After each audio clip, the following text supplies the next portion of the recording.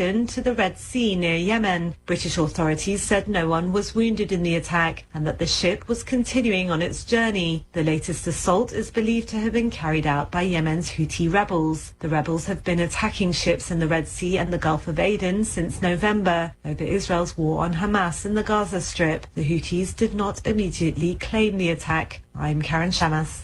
Israel estimates Hamas terrorists continue holding around 100 hostages in Gaza following the Israeli military's rescue of 2 captives in southern Gaza. The 2 men among those seized in the terrorist raid on Israel in October are now in an Israeli hospital. They're said to be in pretty good shape considering their ordeal. And as Israel moves in on the last Hamas stronghold in Gaza, the southern town of Rafah, there is concern for the million-plus Palestinians who have taken refuge there. Israeli Prime Minister Netanyahu says Israel is taking their welfare into consideration by identifying areas to which they can flee. The areas that we've cleared north of Rafah are plenty of areas there, but we're working out a detailed plan to do so. Netanyahu, a guest on ABC News this week with George Stephanopoulos. The female shooter is dead, a child and another person injured following yesterday afternoon's shooting at the Lakewood megachurch in Houston. The shooter was fatally shot by 2 off-duty law enforcement officers. Police say the 5-year-old child who was wounded was brought to the church by the attacker. On Wall Street, the Dow futures down 48 points. More on these stories at townhall.com. Relief Factor, pain relief that's natural, pain relief that works, and pain relief that attacks the source of the pain. That's the experience of tens of thousands of Americans who are taking Relief Factor right now. See their incredible video endorsements at relieffactor.com and then order your 3-week quick starter pack for just $19.95. That's less than $1 a day. Find out if it can work for you like it works for me by ordering your 3-week quick starter pack today. Relieffactor.com, relieffactor.com. Be the next success story. This is Dennis Prager, and now a truly exciting new benefit. My monthly online video get-together for Pragertopia Plus members only. For an hour each month, get an exclusive chance to ask me anything. I'll be answering your questions. I've never done this. Submit your questions for me at Pragertopia.com. This is our chance to connect like never before. Go to Pragertopia.com or click the banner at DennisPrager.com. Venezuela accuses a neighbor, Guyana, of encouraging illegal oil exploration in disputed territory. Venezuela said it would take any diplomatic actions necessary. The comments came after Guyana said that it has satellite imagery showing Venezuelan military movements near the South American country's eastern border with Guyana. Oil giant ExxonMobil has said it'll keep ramping up production in offshore Guyana despite the escalation of the territorial dispute. The 2 sides have feuded over border lines for decades. Correspondent Jeremy House. Cambodia's health ministry says the brother of a boy who died last week from bird flu has tested positive for the virus. The 9-year-old's death was the first from bird flu in Cambodia this year. The World Health Organization, as well as the UN, this month warned that Lunar New Year festivities celebrated in much of Asia posed an increased risk of spreading the bird flu virus. News and analysis at townhall.com. The CEO of one of Nigeria's largest banks and members of his family among 6 people killed in a California helicopter crash. Herbert Wigwe, chief executive of Access Bank, along with his wife and son, have been identified as victims of the crash by the Director General of the World Trade Organization, who also says Abimbola Ogunbanjo, the former chair of the Nigerian Stock Exchange, was also killed when the helicopter they were riding in went down in the Mojave Desert. Weather was poor with reports of rain and snow in the area. Both pilots also died. The charter flight was headed to Nevada just outside Las Vegas. Nigeria's president called the deaths an overwhelming tragedy that is shocking beyond comprehension. I'm Julie Walker. New York City is expanding an 11 p.m. to 6 a.m. curfew, covering an additional 20 migrant shelters in the city. More on these stories at townhall.com.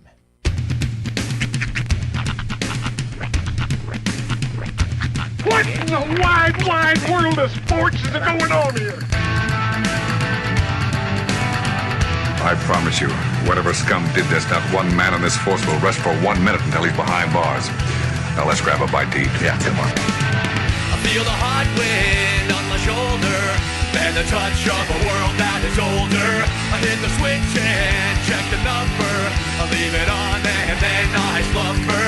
I hear the rhythm ringing through it. Flamenco guitar and cumbia music. I hear the talking of the DJ. The devil listen, what does he say? I'm on a Mexican radio. I'm on a Mexican radio. Broadcasting live from high atop the J.P. White Building in downtown Roswell, New Mexico. It's Mornings with Mike Winters on 106.5 Roswell's Talk FM. Is that what I sound like when I talk? Now, here's your host, Mike Winters. And good morning, one and all. Welcome to Mornings with Mike Winters. I am he. That would be me, Mike Winters. Happy post-Super Bowl Monday, everybody. Yes, sir. Isn't this the day that more people call in sick? I think so, yeah. Than any other day of the year?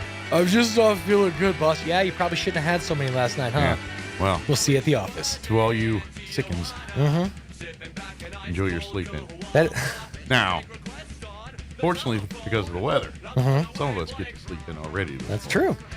As the Roswell Independent School District on a 2-hour delay this morning due to the weather we got over the weekend, as is the Chaves County Magistrate Court, Hagerman Municipal Schools, Roswell District Court, all on 2-hour delays. So is Eastern New Mexico University Roswell. They will open up at 10 a.m. this morning. If you have classes in Portales, ENMU Portales is on a 2-hour delay.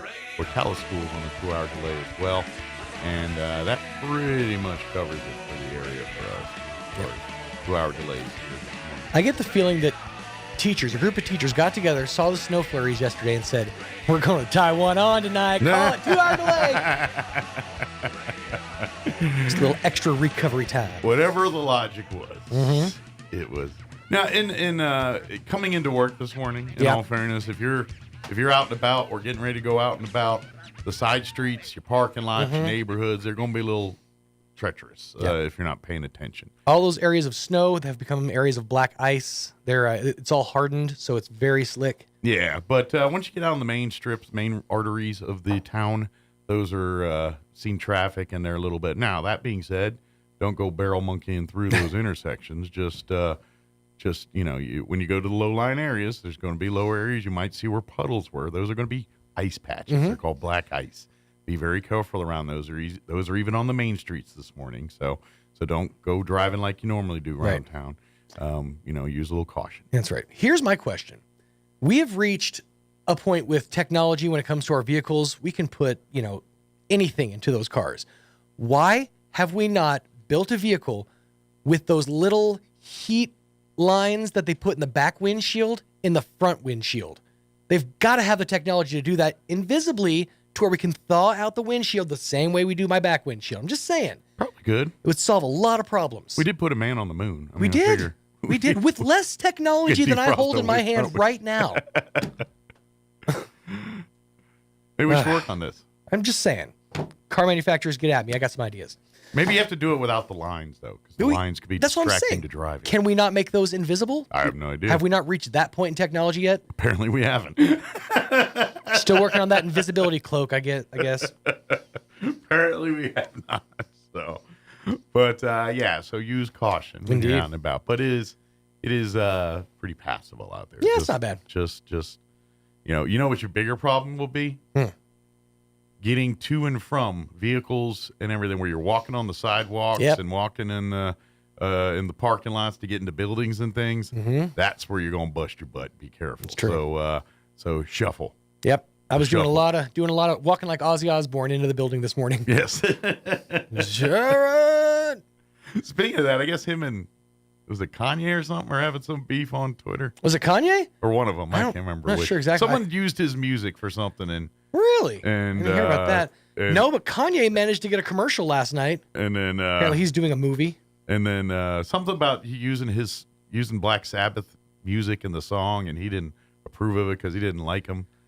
Yeah, it looks like that. Ozzy Osbourne blasted Kanye West on social media on Friday, claiming the rapper used a recording of Black Sabbath's song without Osbourne's permission and against his will. The rapper ultimately released the Vultures song Carnival without the sample.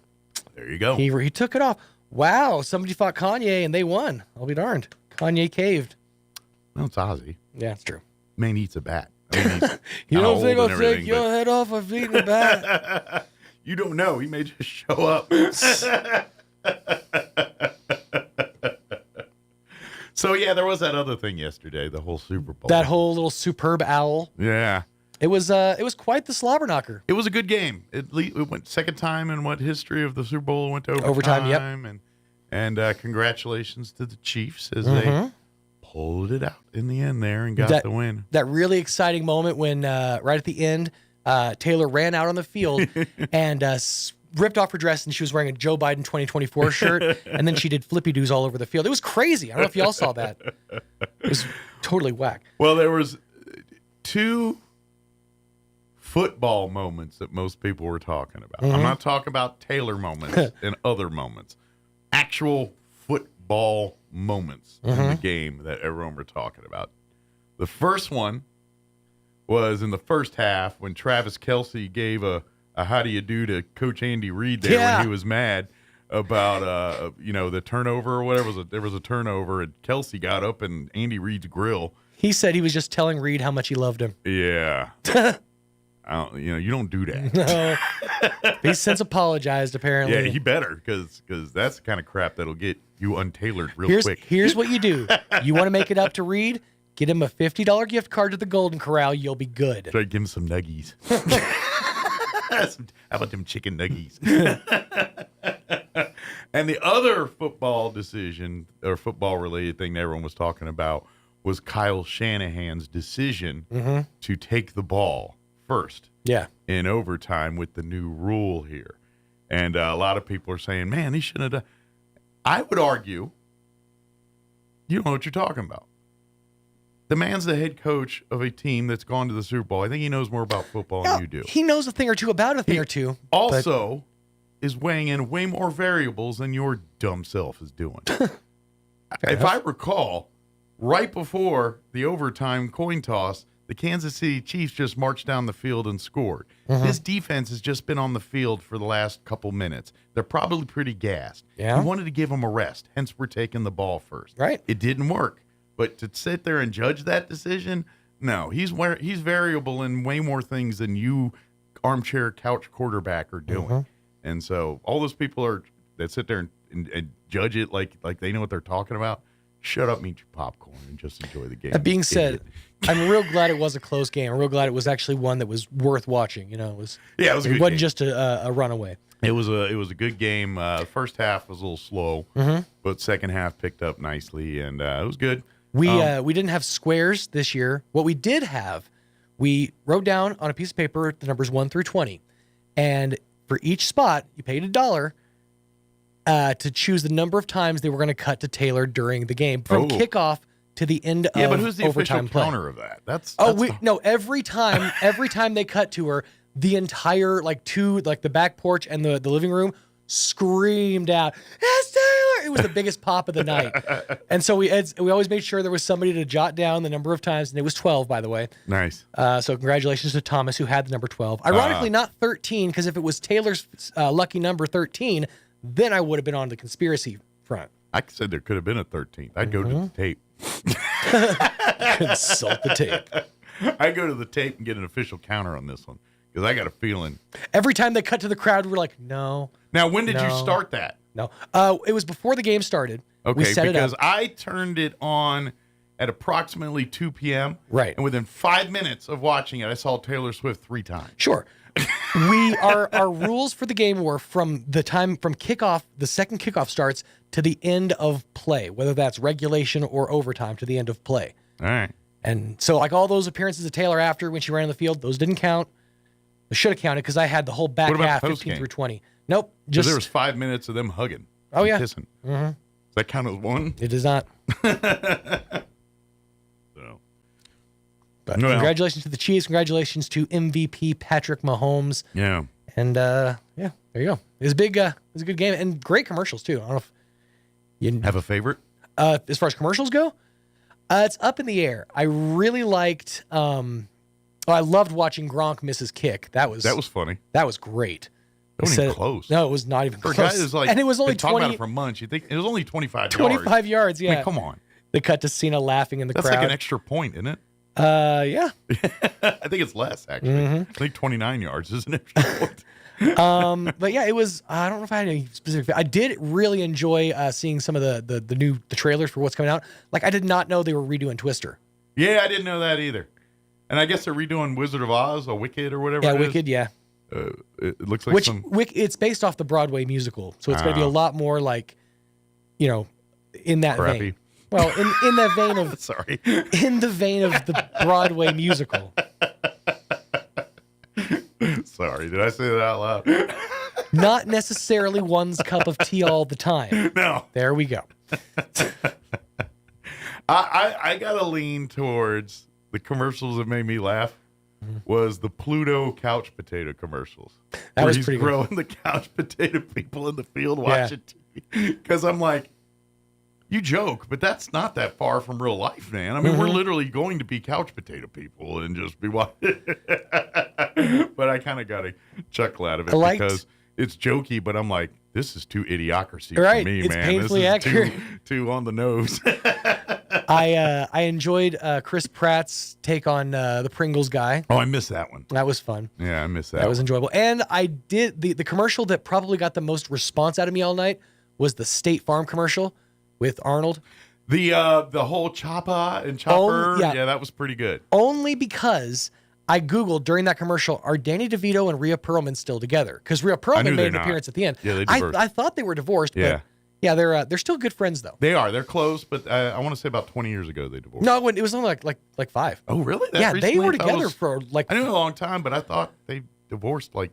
It was 10, like 15, right before the pandemic. Was it? From what I heard, yeah. I thought it was longer than that. But anyway, but yeah, that was a good one too. Yeah, the whole he's just putting the ah at the end of all the words. Yeah. Neighbor. But that was good. All right, we'll talk more. We will. And because we got guests we got to get to. And, yes, indeed. And I got more on the. But we got till 10 o'clock today. We've got we'll hours. Get it's fine. fine. At some point or another. Let me give you the rundown for today's show. Matt Bristol with Bristol Law Office will join us as he does once a month to give us sage legal advice, and we'll do that again here for you in just a few minutes. In the 8 o'clock hour, about 8:15, we're going to replay an interview we had on Friday.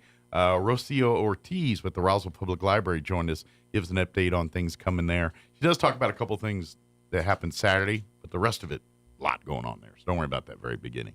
And then in the 9 o'clock hour, about 9:15, Elliot Rodriguez with Lone Depot is going to join us for his monthly visit. Elliot is the man. He always comes on and gives us, speaking of sage legal advice, we got a lot of that for you today. His is more sage money advice when it comes to buying homes. He's the guy you see first when you want to purchase real estate because he's the one that's going to tell you what you can actually afford.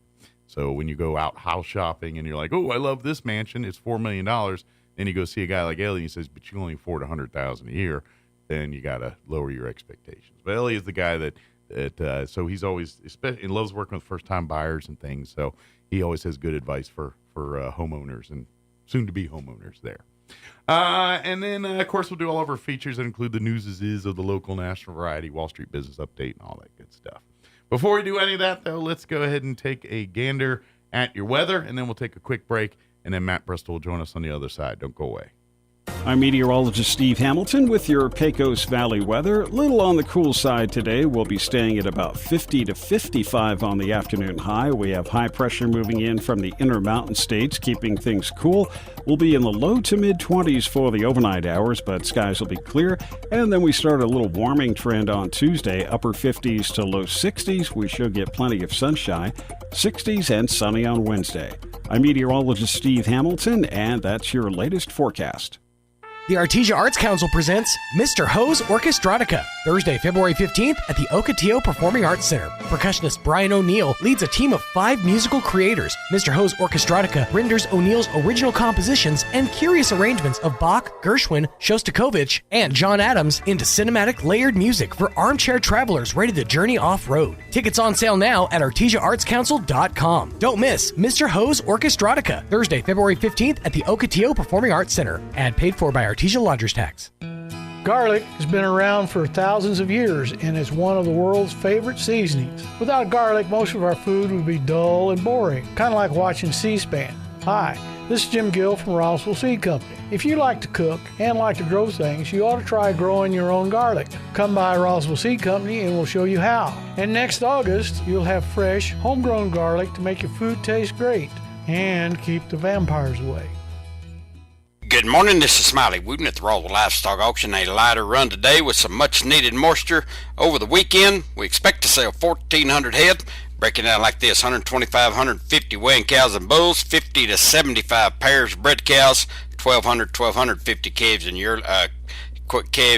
Today's sale will include 280 steers, 2T Partnership, Pecos, Texas, Reputation Quality 90% black white face Angus and Charolais crossbred steers, weaned 100 plus days, 3 rounds of shots, PI negative, good medium condition, off short wheat. A few weighing 450, mostly 550, 750 pounds. 82 calves, Mr. Earl Baker, Van Horn, Texas. Excellent quality black white face, red white face English crossbred calves, cattle weaned 60 to 90 days, Virus Shield 6, Vision 7, and Endovac, thin to medium condition, 350, 550 pounds. 68 calves, 4K livestock here north of Roswell. Excellent quality black white face Angus and Charolais crossbred calves, cattle weaned 40 days, 2 rounds of shots, 400, 550 pounds. 76 calves and light yearlings, Mr. Wayne Netherland, Artesia.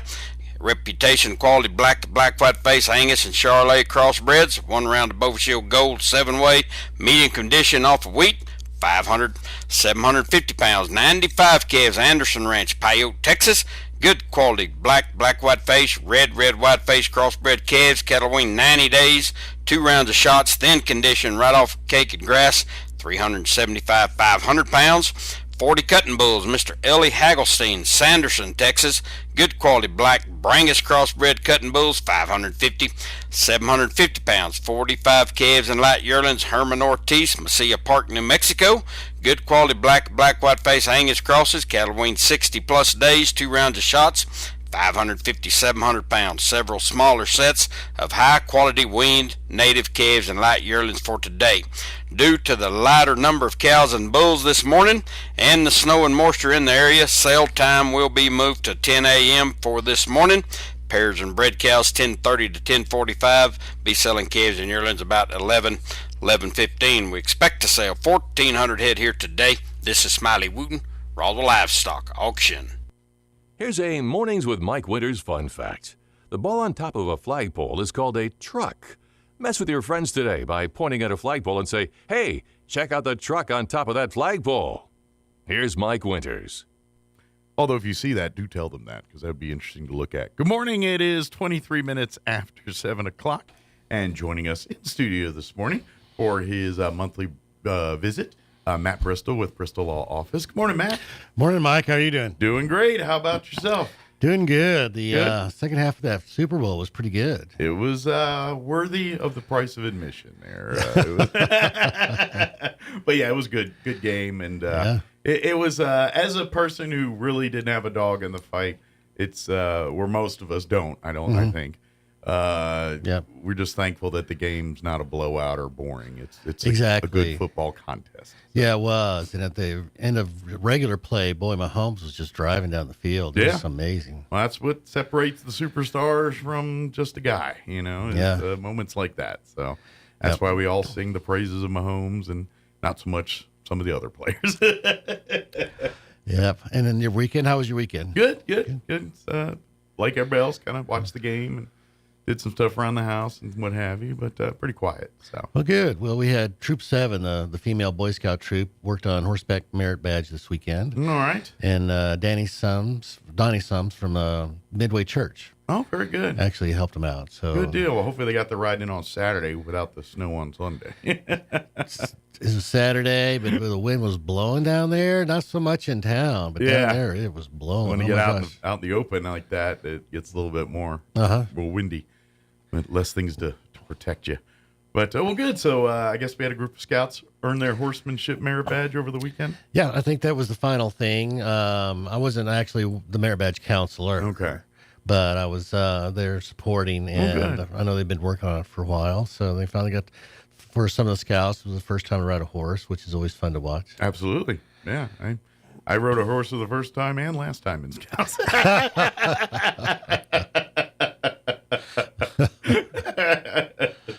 So, but yes, you get to learn a lot of stuff there. So, good. Yeah, that's one thing I did not take well to was horseback riding. Oh, well, my grandfather had some horses and some cows, and so we learned a horseback ride there and I enjoyed it.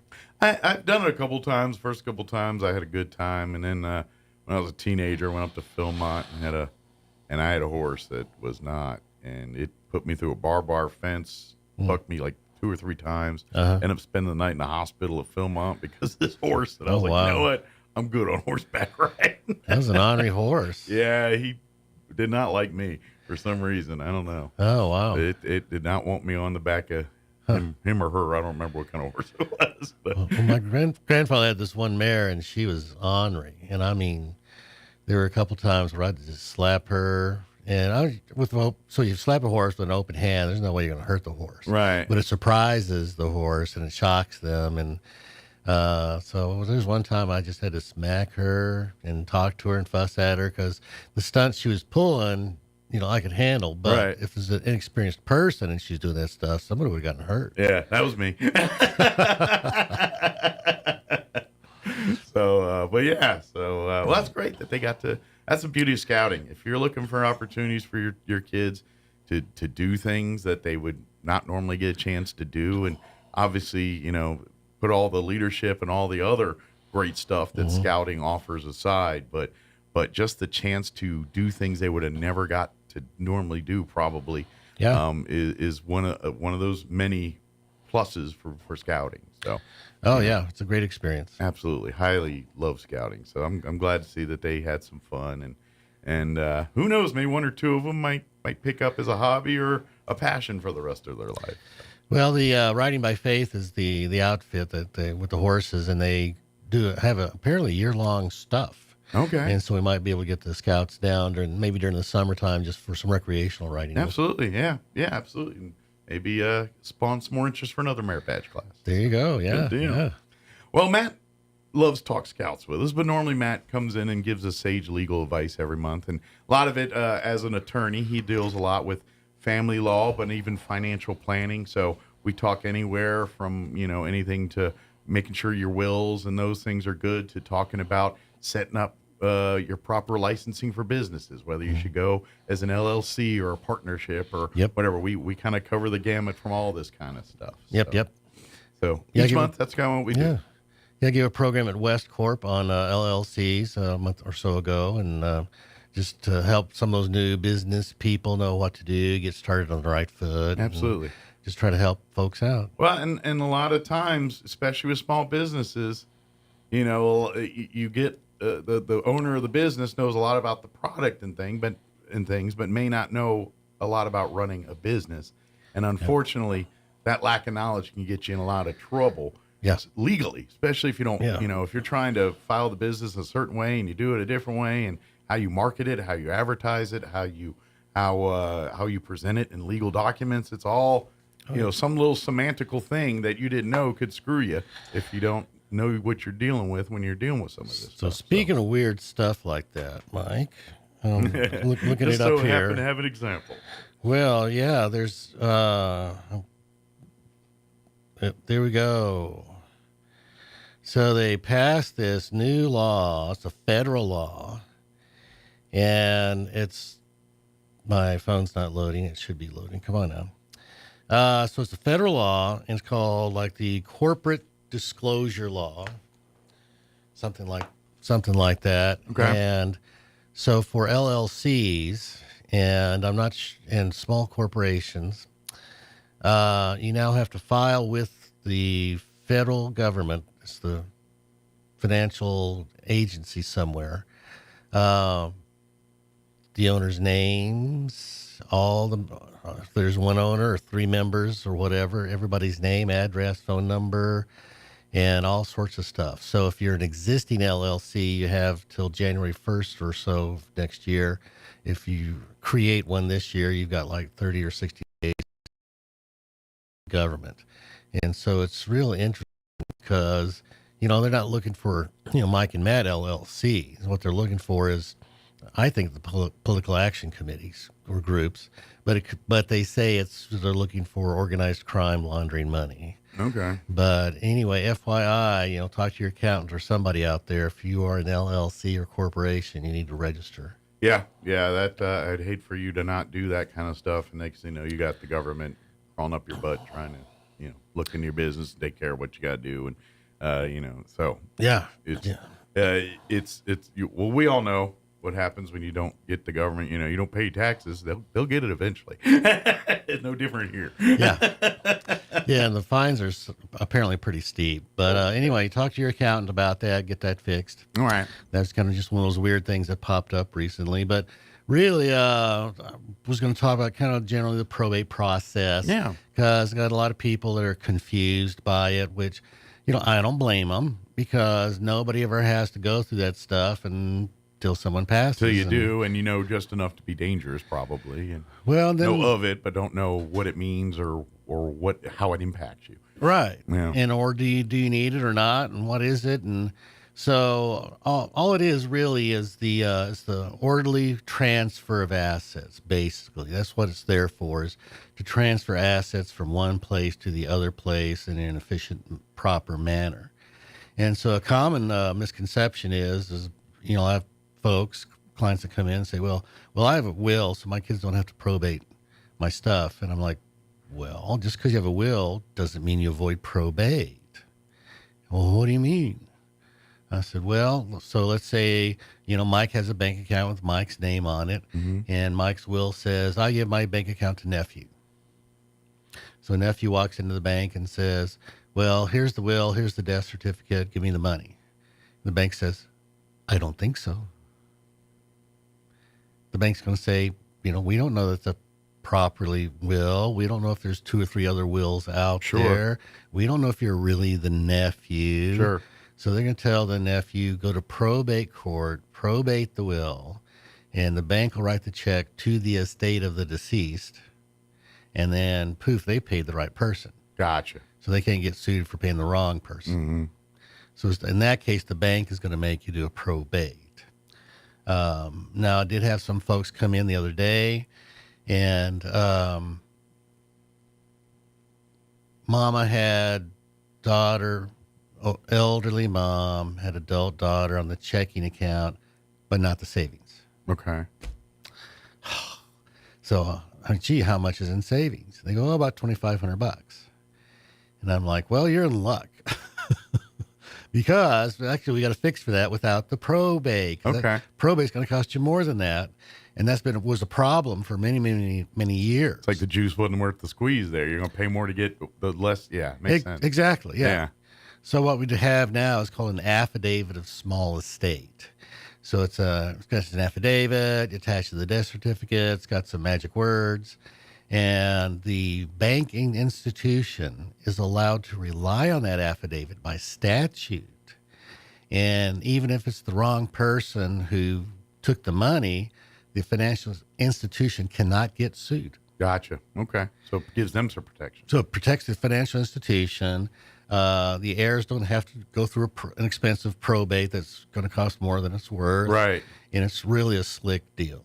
That's probably advantageous for, if you have someone that had multiple accounts and some, like you said, some of them just for small amounts in there. They were, earmarked for certain things or whatever. It was done that way. But like you said, there's only $500 in there or $1,000 in there. And you're like, well, that's still money, but I don't want to give that away. But at the same time, I don't want to spend $10,000 to get $500.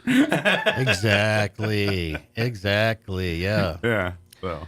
Yeah. Well, so what about motor vehicles? Do motor vehicles force a probate? I imagine they could. I don't know. So fortunately, the Department of Motor Vehicles has a similar affidavit. Okay. And it's an affidavit, and a person fills it out, attaches a death certificate, and poof, they change the title. So if the car's a Corvette, then they probably want to, but if the car's like a 78 Pinto, then no one's going to really say much about it. Right. Right. I gotcha. But they have an expedited process that's really, really nice. Yeah. What about real estate? If somebody's got a will and they got real estate, is that real estate going to force a probate? Good. Absolutely. Yeah. Absolutely. I would say, yeah, that's probably the reason for it most of the time is the property. And you would be right. Yeah. And people say, well, gee, what do you mean? And so let's say, so Mike's mom and dad have a will, and they say, we give the house to Mikey. So that's fine as between you and your parents. The problem is when you start dealing with third parties. Someone thinks they have a claim. Well, you're going to sell the house. Right. Because you don't want to move back to wherever, so you sell the house. And the title company's going to go, well, who are you? Well, I'm Mike. I'm the son. Okay, well, the paper trail leads up to your parents and stops. There's no paper trail after that, so we don't think you have good title, Mike. You're going to have to go to probate court and get appointed as personal representative or executor and give a deed to yourself in order to complete that paper trail. Okay. So that's why real estate triggers probate, is because there's no paper trail to whoever ends up with the real estate. So it's almost a need in the real estate side of things. It will guarantee you force a probate every single time.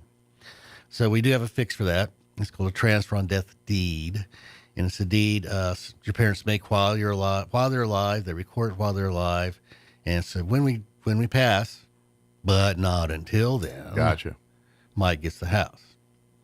So as long as parents are alive, it's their house. They can sell the house if they want. They can do anything they want with the house as long as they're alive. But the moment they pass, then ownership transfers to the designee there. To the beneficiary. Yeah. They record an affidavit that mom and dad have passed. And I'm assuming it's both have to be passed, not one or the other. It'd be the last one to pass. Yeah. So interesting. Well, and so to be honest, that's probably the smartest way to go if obviously everyone's talked and everyone's on the board, and you say, okay, when I die, you're getting the house. Mm-hmm. To save you the probate hassle and stuff, we're going to go ahead and set this up to take effect the moment we pass. Then the transfer of the ownership goes to the son or daughter, whomever. Yeah. Yeah. So whoever's named in the will to be and New Mexico calls it a personal representative. Other states call it an executor. But it's that person's job to follow the directions of the will. And so every once in a while you get somebody who says, well, I'm the executor, I'm in charge, I can do what I want. And the answer is, well, not unless you want to get sued. Right. No, you're the one who has to do what the paper says it tells you to do. Exactly. You follow the instructions in the paper. Yeah. Yep. And that's so really, but that's an option. And again, I think probably last time we talked to Matt here, because it was right before the holidays, and usually have that conversation. We always recommend that one time, you sit down with the family maybe once a year and just update, especially if you've got the kids, they're adult kids or older kids, and you're like, hey, this is where the important paperwork is. This is what's going to happen in the event. So that, the family's on board with that stuff. We always have those conversations. Well, if the plans are that you're going to leave the house to maybe in those plans is incorporate some of this stuff to make that transfer to avoid probate or some of the other logistics you're going to have to deal with once people pass and we start executing some of these orders here. Yeah. So back in 1974, Congress passed an act called ERISA. It was the Employee Retirement Income Security Act. And so it covers certain private employers' retirement plans. And so one of the things that came out of that are called Qualified Domestic Relation Orders, or QDROs. So the problem multi-state companies were having back in the 60s and 70s is their employees would get divorced and they'd want to split the employed spouse's retirement plan. Okay. So maybe it was back then most of them were pensions. Now most of them are 401ks. Mm-hmm. But the problem is if you're Wells Fargo, and you're in 48 states, you had 48 different divorce laws going on about how to split retirement accounts. Mm-hmm. And like, oh my God, what a nightmare, right? A lot of lawyers getting paid there. Yeah. So RISA says, okay, so one of the things it says is private employers can have their own form of how to divide retirement. And it's used and they get to use it in all 49 states. I don't know what they do in Louisiana. But in the other 49 states, the employer has the form they get to use, the same form every state, so the employer doesn't go crazy trying to figure stuff out. Okay. So it's called for private employers like Wells Fargo, it's called a Qualified Domestic Relations Order. For governmental entities, somebody works for the state or the county or the city, it's called an order dividing retirement benefits. Okay. So they have different names depending on the type of employer. So, there's a case in Washington State, and this might be the same in New Mexico. I need to double check. So, husband and wife, husband names wife as beneficiary on his pension plan that's governed by the ERISA Act. Husband-wife divorce. Husband doesn't remove wife as beneficiary. Uh-oh. And husband dies post-divorce without a will. Ooh. What happens to the pension plan? At this point, I think the wife gets it, or ex-wife, or whatever you want to call her. Well, the kids file suit saying, hey, there's a Washington state law that says, if you name your spouse as beneficiary on stuff, and then you divorce, that automatically goes away. Oh, okay. Dissolves upon the marriage dissolving. Yeah. Automatically goes away and will pass through the will or intestate succession. And so therefore we, the kids, get dad's pension through intestate succession. And the court says, well, wait a minute. This particular pension plan was subject to federal law, the ERISA Act, and federal law preempts state law. And the ex-wife gets the pension. Ooh. Yeah. That's a bummer. Scary stuff. Yep. Yeah. So that tells you right there, if you get divorced, go fix everything and beneficiaries really quick. Yeah. Well, it's when you get married, you have to do a bunch of stuff. Yeah. When you get divorced, you got to do a bunch of stuff. That's right. If you do a bunch of stuff, it could bite you in the tail. So. Yeah. So now we have state forms for a lot of different types of things. So there's a fill-in-the-blank divorce kit. There's a fill-in-the-blank probate kit that people can pick up at the county clerks. Okay. So in New Mexico, we have a probate court, which is actually out of the county clerk's office. It's a part-time job, and people run for that office. And then for more complicated things, we can do probate in district court if we need to.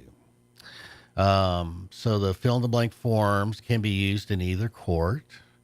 A lot of people come in with the forms and say, can you help me fill this out? And for the consultation fee, I say, yeah, we can help you fill it out. And I'll separate it out. And I say, okay, this is the first stage. Then you have to come back and we fill out, second stage, we fill out this paperwork. Then third stage, we fill out this paperwork. Because a lot of times there is real estate involved. And so, okay, well, it's going to need a special deed, and, we can help you do that. And I've had people tell me, well, I called so-and-so and lawyer and said they wouldn't help me fill in the blanks. I have to just flat out hire them. And so we don't do that. We help people fill in the blanks.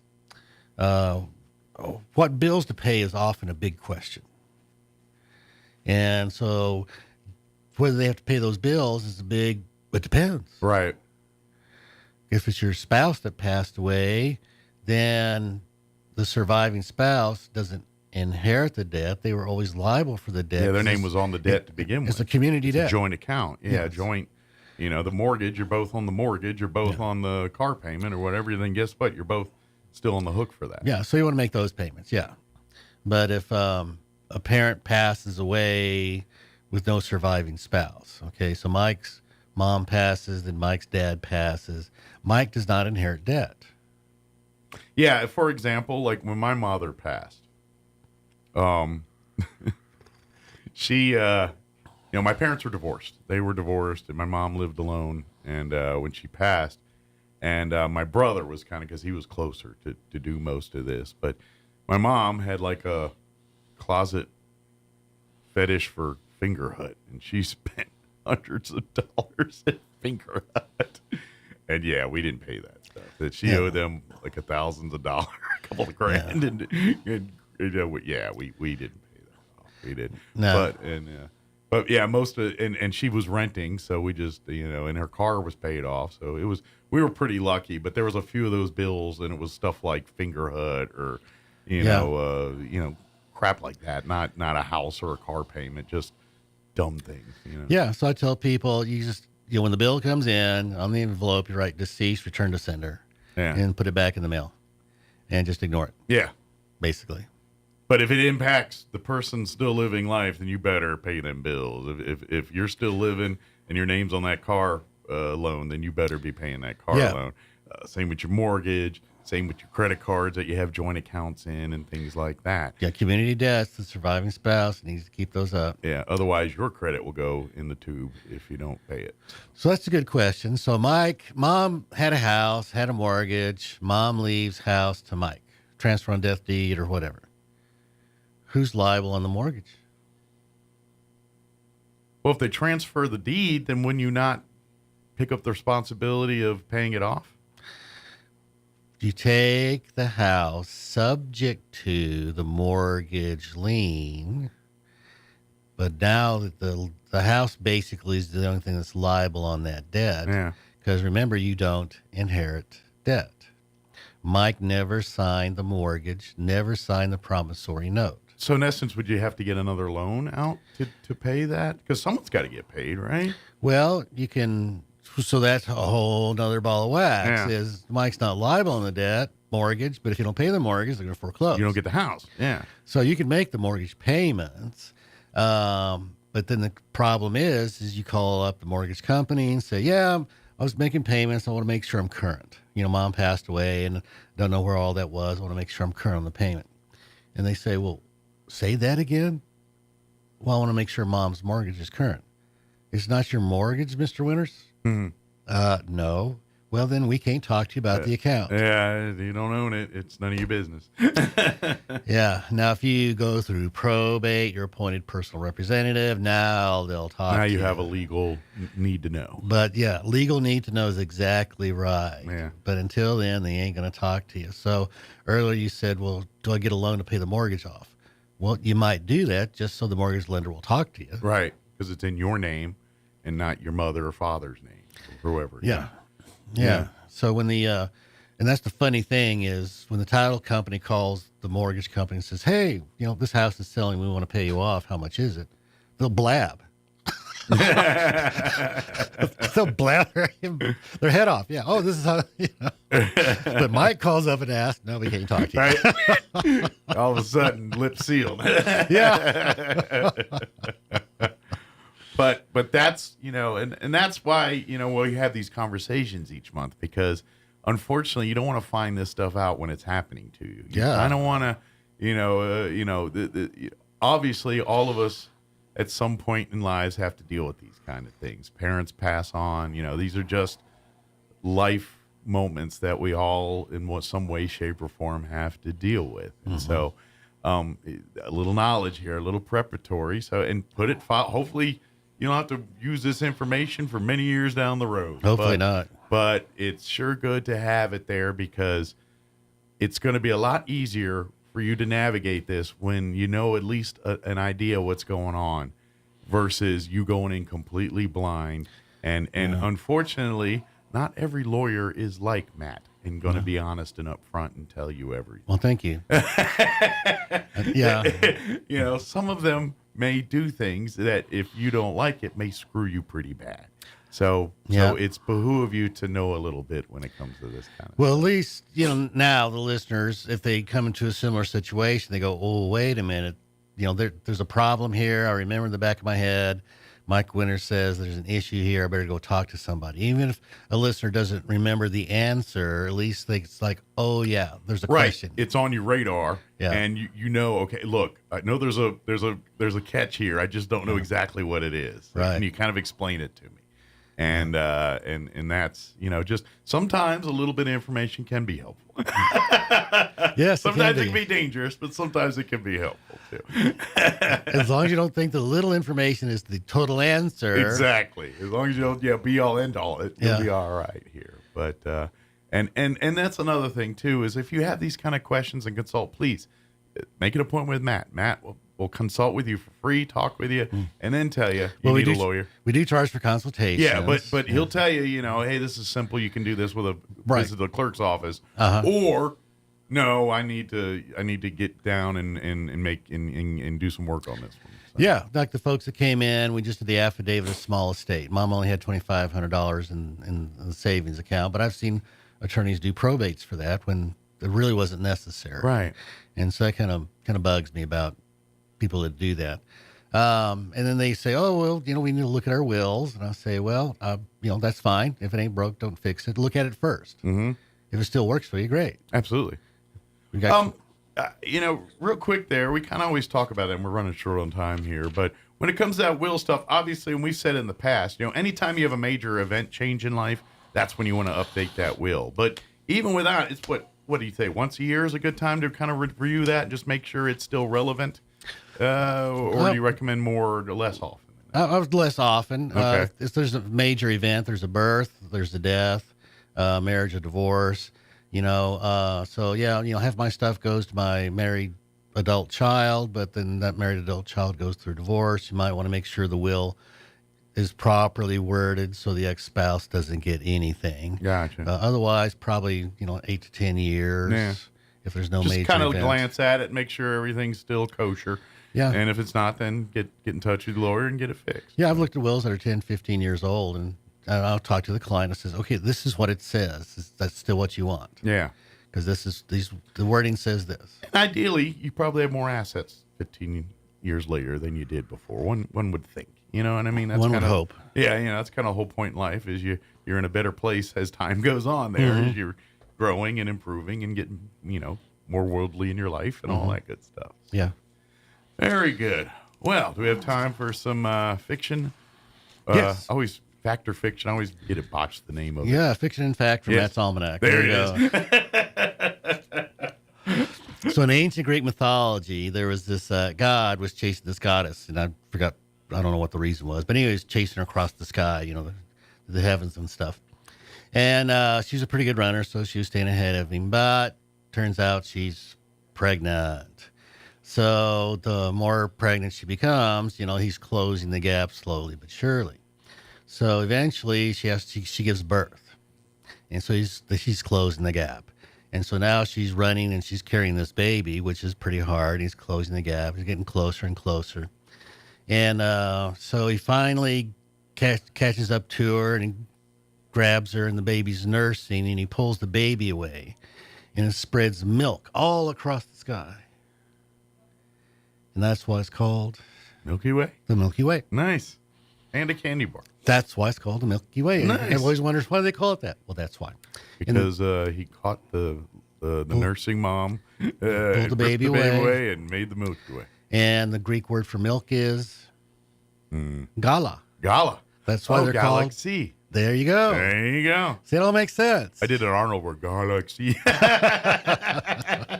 to the galaxy. Very cool. So there you go. It's not named after the candy bar, in case you didn't know. The galaxy's not named after the candy bar. That's right. Well, very good. Of course, if you have any questions about anything we talked about here, or you need some of your own sage legal advice, don't hesitate to reach out to Bristol Law Office. You can go to the website, bristolllawoffice.net. Yes. Yes, and you can always schedule an appointment through there. You have the phone number, too, they can call if they'd like? Yes, 575-625-5284 is the landline. Bristolllawoffice.net. Yes. People can submit requests, and via email. we can set up an appointment that way. Absolutely. And, of course, you have any questions, put it this way. If you're not sure if you need a lawyer, maybe give Matt a call, and he'll definitely tell you if you do or not. I'd hate for you to err on the side you don't and you did. Yes. Versus you did and you didn't. So there's a lot of peace of mind with, oh, thank God I don't have to do anything. Yeah. It'd be a lot better for you to talk to you. Matt and Matt tell you, no, that's a simple fix. You don't need me for that. Versus you deciding that and saying, oops, I guess I did need a Matt Bristol. Yes, please come see me before things go wrong. Absolutely. Well, awesome, Matt. Well, thank you as always. Appreciate it. Thank you, Mike. Have a great Enjoyed week. it. And I too. guess you got a little bit of a break since the courts are on delay this morning here. So yeah, I have a court date this morning, which has now been delayed 2 hours, which is always interesting because sometimes it accordions and compresses things and makes things worse. I can imagine. Yeah, everyone's going to be in a rush, and things slip through the cracks when rushing happens. We'll keep our fingers crossed. Yeah, but I guess you get extra hour for breakfast or do paperwork up in the office. You got to be at court today. So. Yep. Good deal. Well, thank you, Matt, as always, and we'll see you next time. Thanks, all right? Mike. Enjoyed it. All right, take care. It is 7:56. Let's do a quick break before we get you into news. Don't go away. Hey, Freddie Sos here with breaking news. Right now, we have over 20 new half-ton trucks currently in stock with rates as low as 1.9% for 72 months for well-qualified buyers. You won't find these rates anywhere else, so do me a favor. Tell your friends and race on in to Richland Motors, 2601 West 2nd in Roswell. Foot and ankle problems are often agonizing, but they don't have to be. At Artesia General Hospital, we're passionate about helping every patient return to optimal mobility with confidence and comfort. Our board-certified podiatrists, Dr. Jennifer Chow and Dr. Michael Krupa, provide a full spectrum of services ranging from routine foot care and pain relief to customized treatment plans and leading-edge surgeries. Visit artesiageneral.com/foot care to request your appointment today. Attention Roswell, Carlsbad, Artesia, and all of southeast New Mexico. The University of New Mexico wants you. UNM is ranked in the top 1.5% of all universities in the world, and the only Research One university in New Mexico, with over 200 academic programs and endless opportunities. UNM is truly a world-class university. Define your future at the University of New Mexico, and UNM has increased the number of scholarships for 2021, so now is the time to apply. Apply today at unm.edu. Now accepting applications from Southeast New Mexico.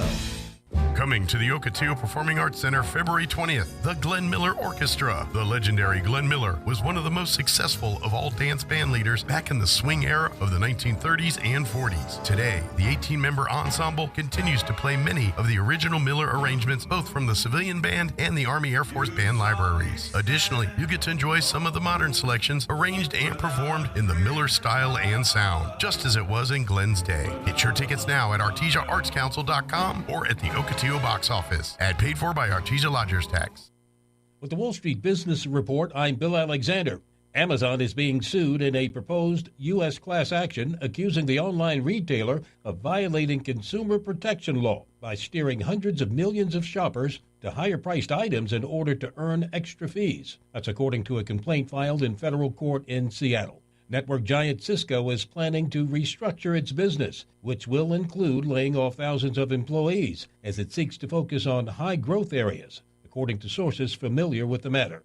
PepsiCo reported a surprise drop in quarterly sales and forecast a sharp slowdown in organic revenue growth for 2024 as multiple price hikes weigh on demand for its beverages and chips. Harley-Davidson forecast full-year revenue for its motorcycle segment to be flat, down 9% from a year earlier, largely below analysts' expectations as consumers cut back on spending. For the Wall Street Business Report, I'm Bill Alexander in Washington.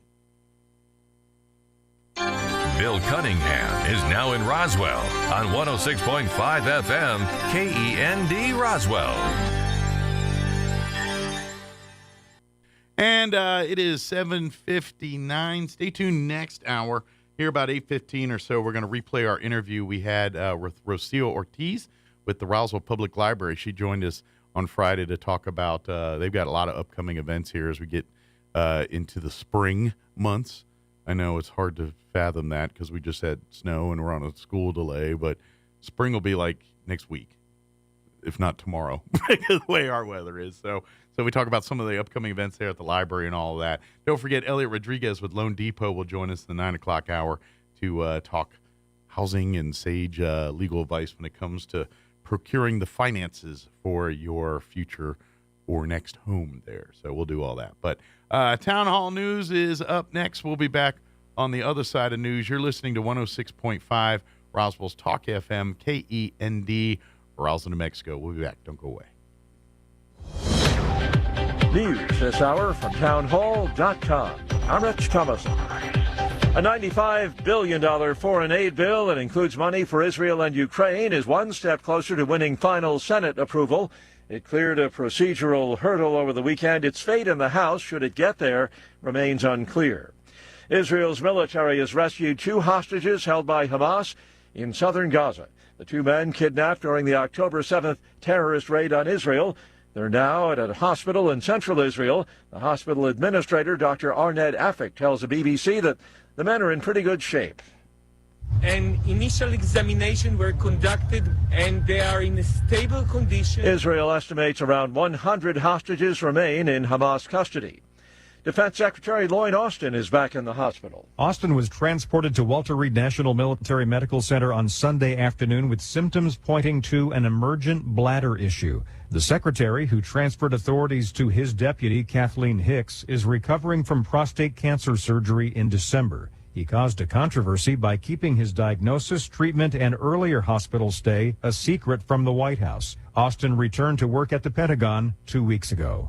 Greg Clugston, Washington. The Kansas City Chiefs have won their second Super Bowl in a row. Chiefs defensive tackle Chris Jones says it was all about teamwork.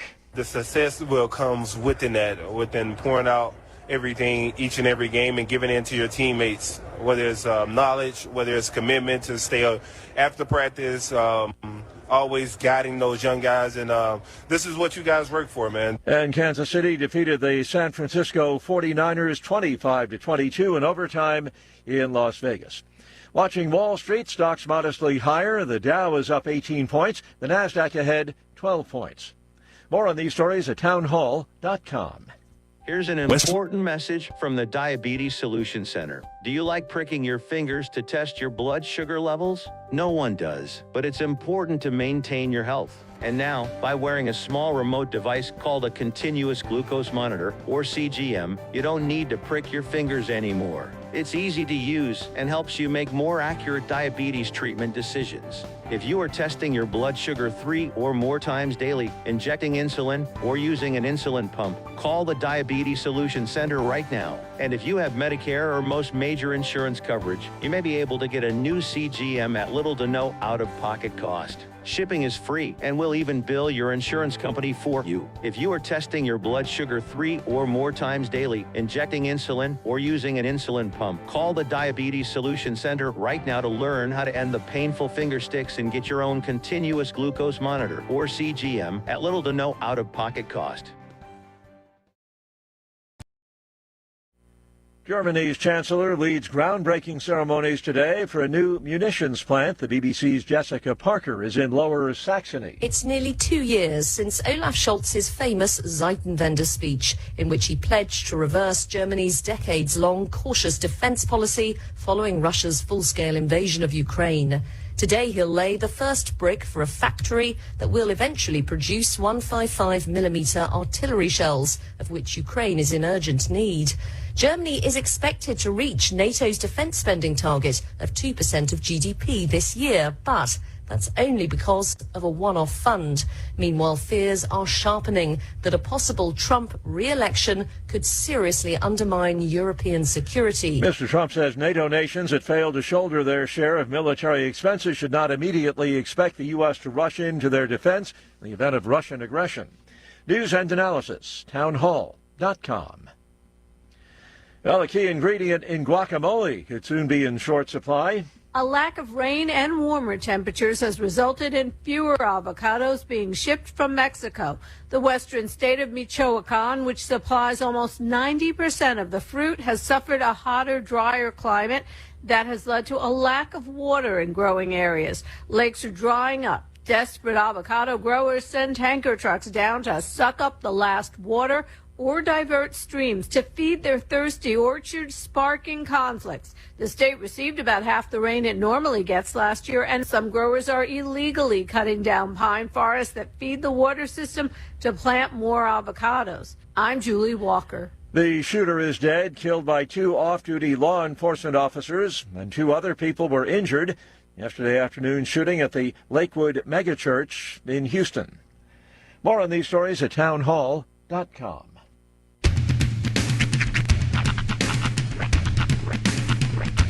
What in the wide, wide world of sports is going on here?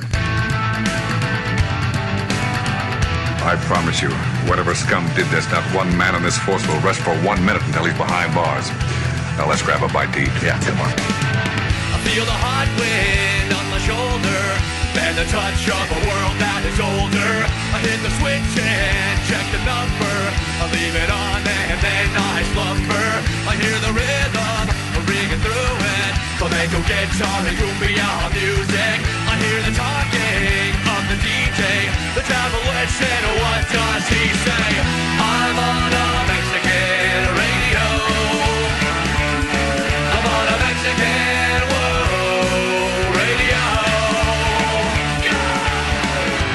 Broadcasting live from high atop the J.P. White Building in downtown Roswell, New Mexico. It's Mornings with Mike Winters on 106.5 Roswell's Talk FM. Is that what I sound like when I talk? Now, here's your host, Mike Winters.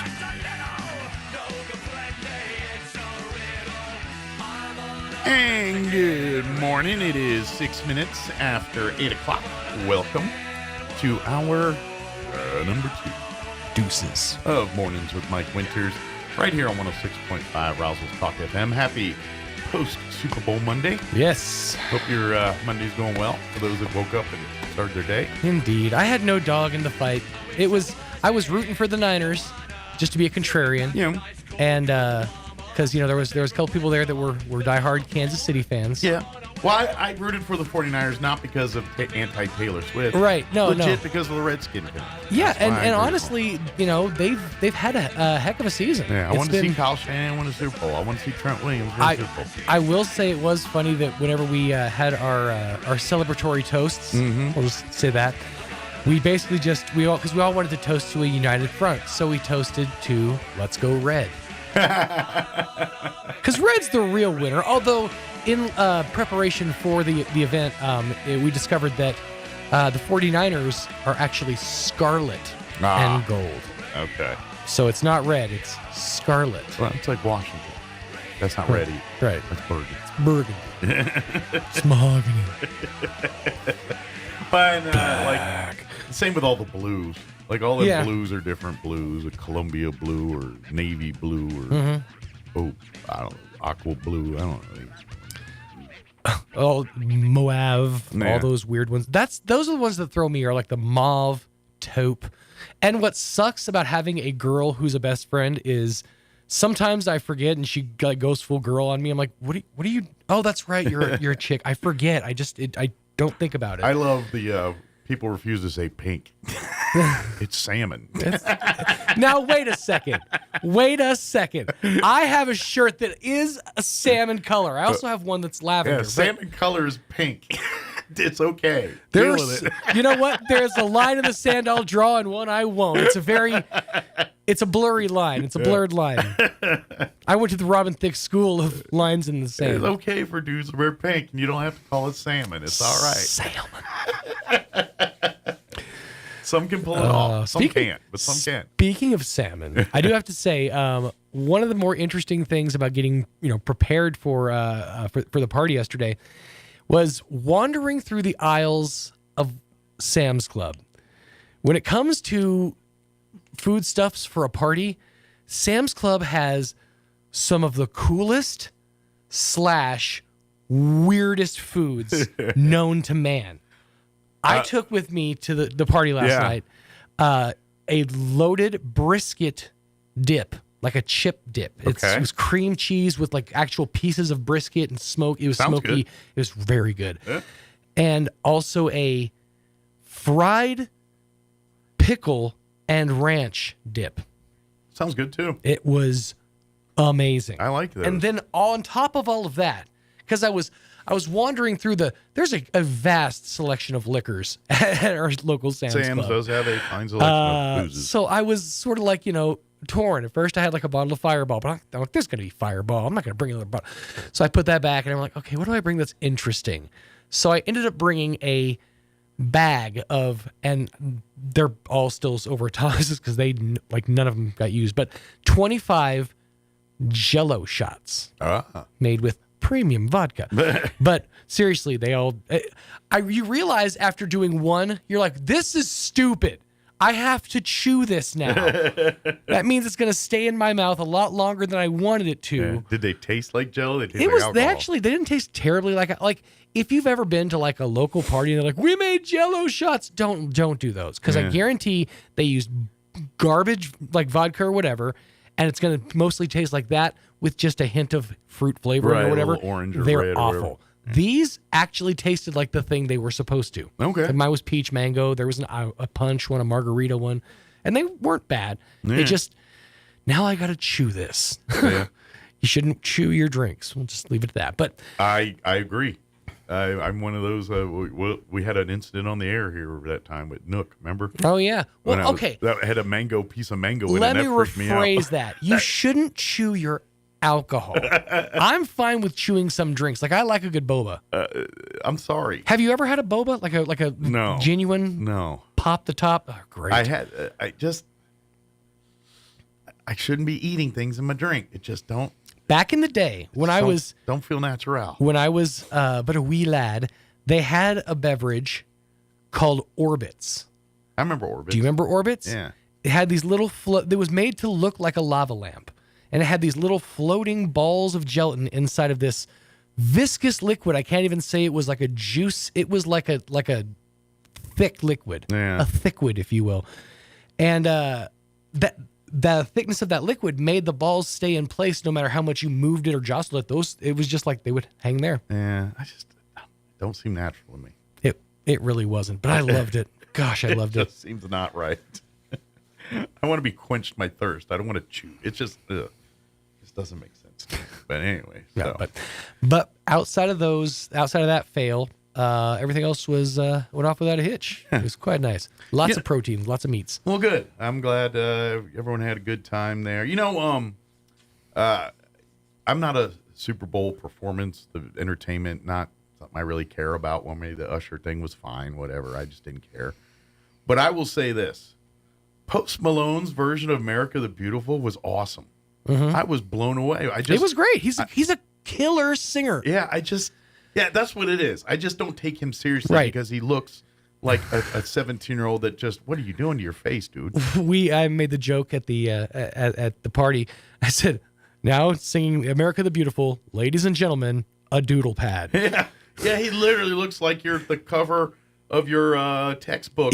Like when you were a kid, he's just got like Metallica. He's got one of those S's that everybody used to draw. That's what his face looks like. And I was like, well, why do you? But at the same time, he's such a good singer. Well, that's just it. That's why I don't take it seriously. But then I saw America the Beautiful. I was like, Jesus, guy's good. He did a great job. You know who else is basically that story and like really took off in 2023 and is having a big year so far? Yeah. Jelly Roll.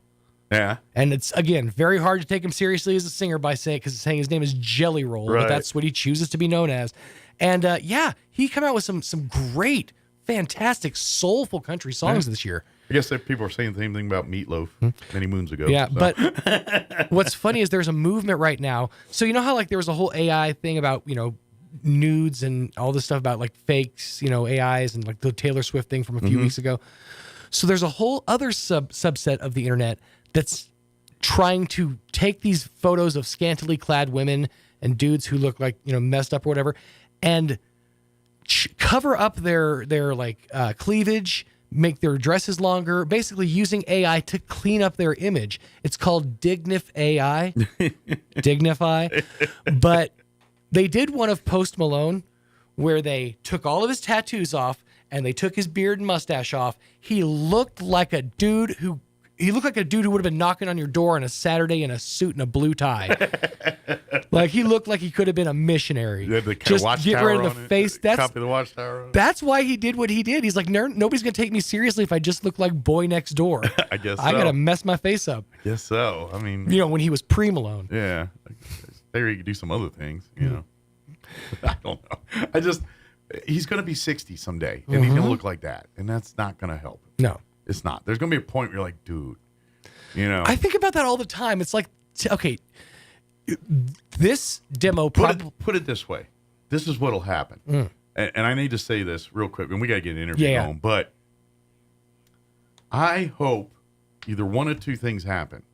We never have a Super Bowl in Las Vegas again, or if we do, they do not allow Carrot Top in the building. I saw more Carrot Top yesterday than I care to see. I didn't and see the more Carrot Top, I see Carrot Top, the more fake he looked to me. Yeah, it's getting to that point where the plastic surgery is you hit a peak. Yeah. It's working for a good long while. And Carrot Top, you had a good run, man. But now it's on the downward spiral, and everything you do from here is only going to make it worse. Post Malone, go see Carrot Top. That's you in 20 years if you don't get your act together.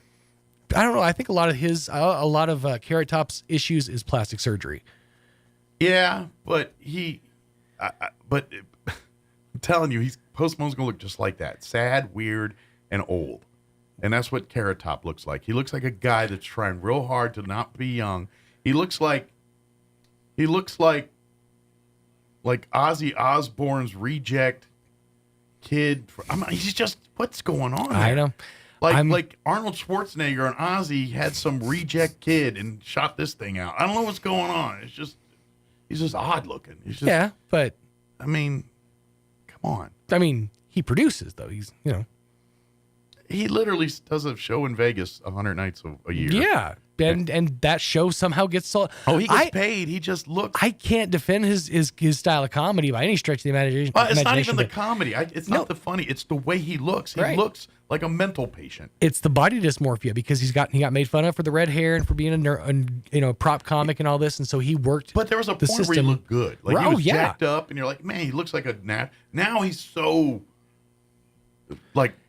I don't know. It's just okay. If you go look at Hulk Hogan now, like after all the stuff and after all the drugs or whatever, anabolic whatever he took or didn't take, allegedly, according to my lawyer, Carrot Top's the same way. You think he got them muscles naturally? I'm pretty sure he was juicing. Oh, I'm sure he's juiced. And I bet he was not anymore. And the after result of that is you just look sad. Your body just looks sad. They had a Vegas booth that I saw. And it was literally like the who's of Vegas. Gordon Ramsay, right? Guy Fieri, Wayne Newton, Carrot Top. They're all like hanging out in this thing. And Wayne Newton needs to just hang out with Carrot Top all the time because Wayne Newton, at this point, looks like one of Madame Tussauds versions of Wayne Newton. Right. He looks like he's melting. But you put him next to Carrot Top, he looks like $1 million.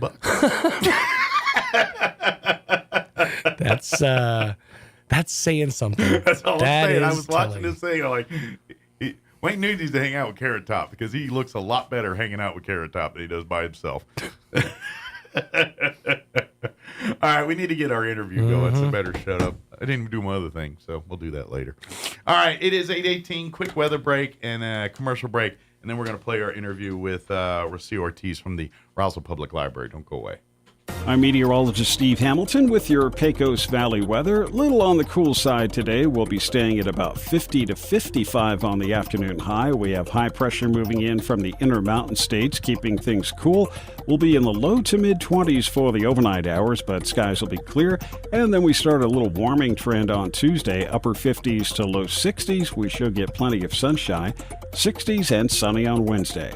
I'm meteorologist Steve Hamilton, and that's your latest forecast. Hurry into Martin's Jewelry and Gifts for maximum Valentine effect. Choose Martin's for gold, silver, or turquoise. If diamonds are what your Valentine's desires, Martin's has diamond rings, pendants, or bracelets that are sure to please. Ready to pop the question? The selection of wedding sets is simply breathtaking. For maximum Valentine effect, shop Martin's today, 3301 North Main across from Sonic. Open 10 till 7 Monday through Saturday. Martin's Jewelry and Gifts is the smart Valentine thing to do. One one of those things we've all had on our mind. No matter how much we want to ignore it, we all know that wisdom teeth can cause pain, teeth crowding, and even infection. Hi, this is Dr. Sarah Usher with Carabelli Dental. I am proud to be a part of an outstanding team who understands your concerns when considering wisdom teeth removal. Call us today and let our staff walk you through the process so that you are confident and prepared for your wisdom teeth removal. And don't worry, we have sedation dentistry options so that you can rest and feel at ease. Come see the team at Carabelli Dental. Call 575-622-4455. Wakefield Oil Company is a name you can rely on with full service at the pump the way it used to be.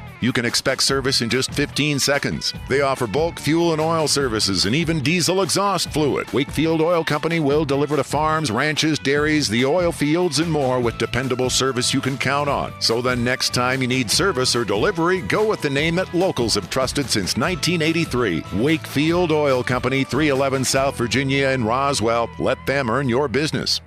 Double Up Days are back at Roswell Honda, and that means double your tax refund up to $2,000 right now. $1,000 gets you $2,000, $1,500 gets you $3,000, and $2,000, well, that gets you $4,000 towards your next vehicle at Roswell Honda, and that's on every make and model across the lot. Bring in your tax refund and let Roswell Honda double your refund up to $2,000. Now's the time to make your dollars go even further, and it all starts right here. Double Up Days are back at Roswell Honda, 2177 West 2nd.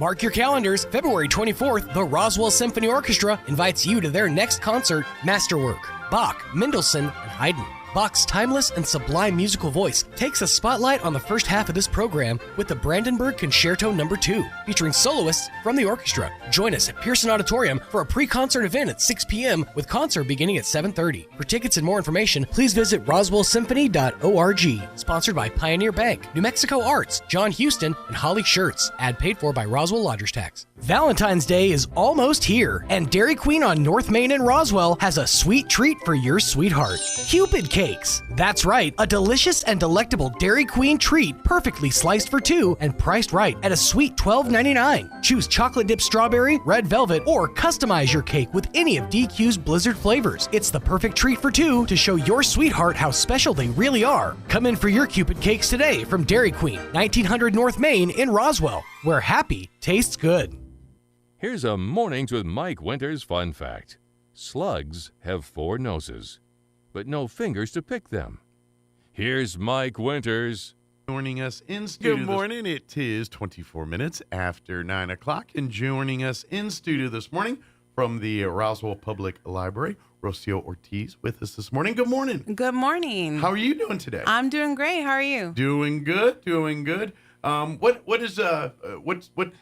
What department do you work at the library? Are you like in the children's section or yes, I'm the children and youth librarian, so I handle both children and the teen side. So all the books and content at the library for the youth that goes through you. Yeah, so, good kids deal. and teens. So from everything from your Dr. Seuss and your early reading level books to your kind of graphic novels and things for teenagers. Exactly. And stuff like that too. So no matter where you are and what's cool in a book spectrum, where you're a teenager and like it's not cool to where it's very cool, they got you covered. By the way, it's always cool. I mean, I was one of those kids that, I didn't read much in high school, but when I turned 18, I found a book I liked, and that's what started. Because prior to that, I read, but it was because English class made you read To Kill a Mockingbird, whatever books you read, and I wasn't in it. But when I turned 18 and I found a book that I liked, and next thing you know, and since then, I always like to read. Yeah. So all it takes is one book. Yeah, and so I always,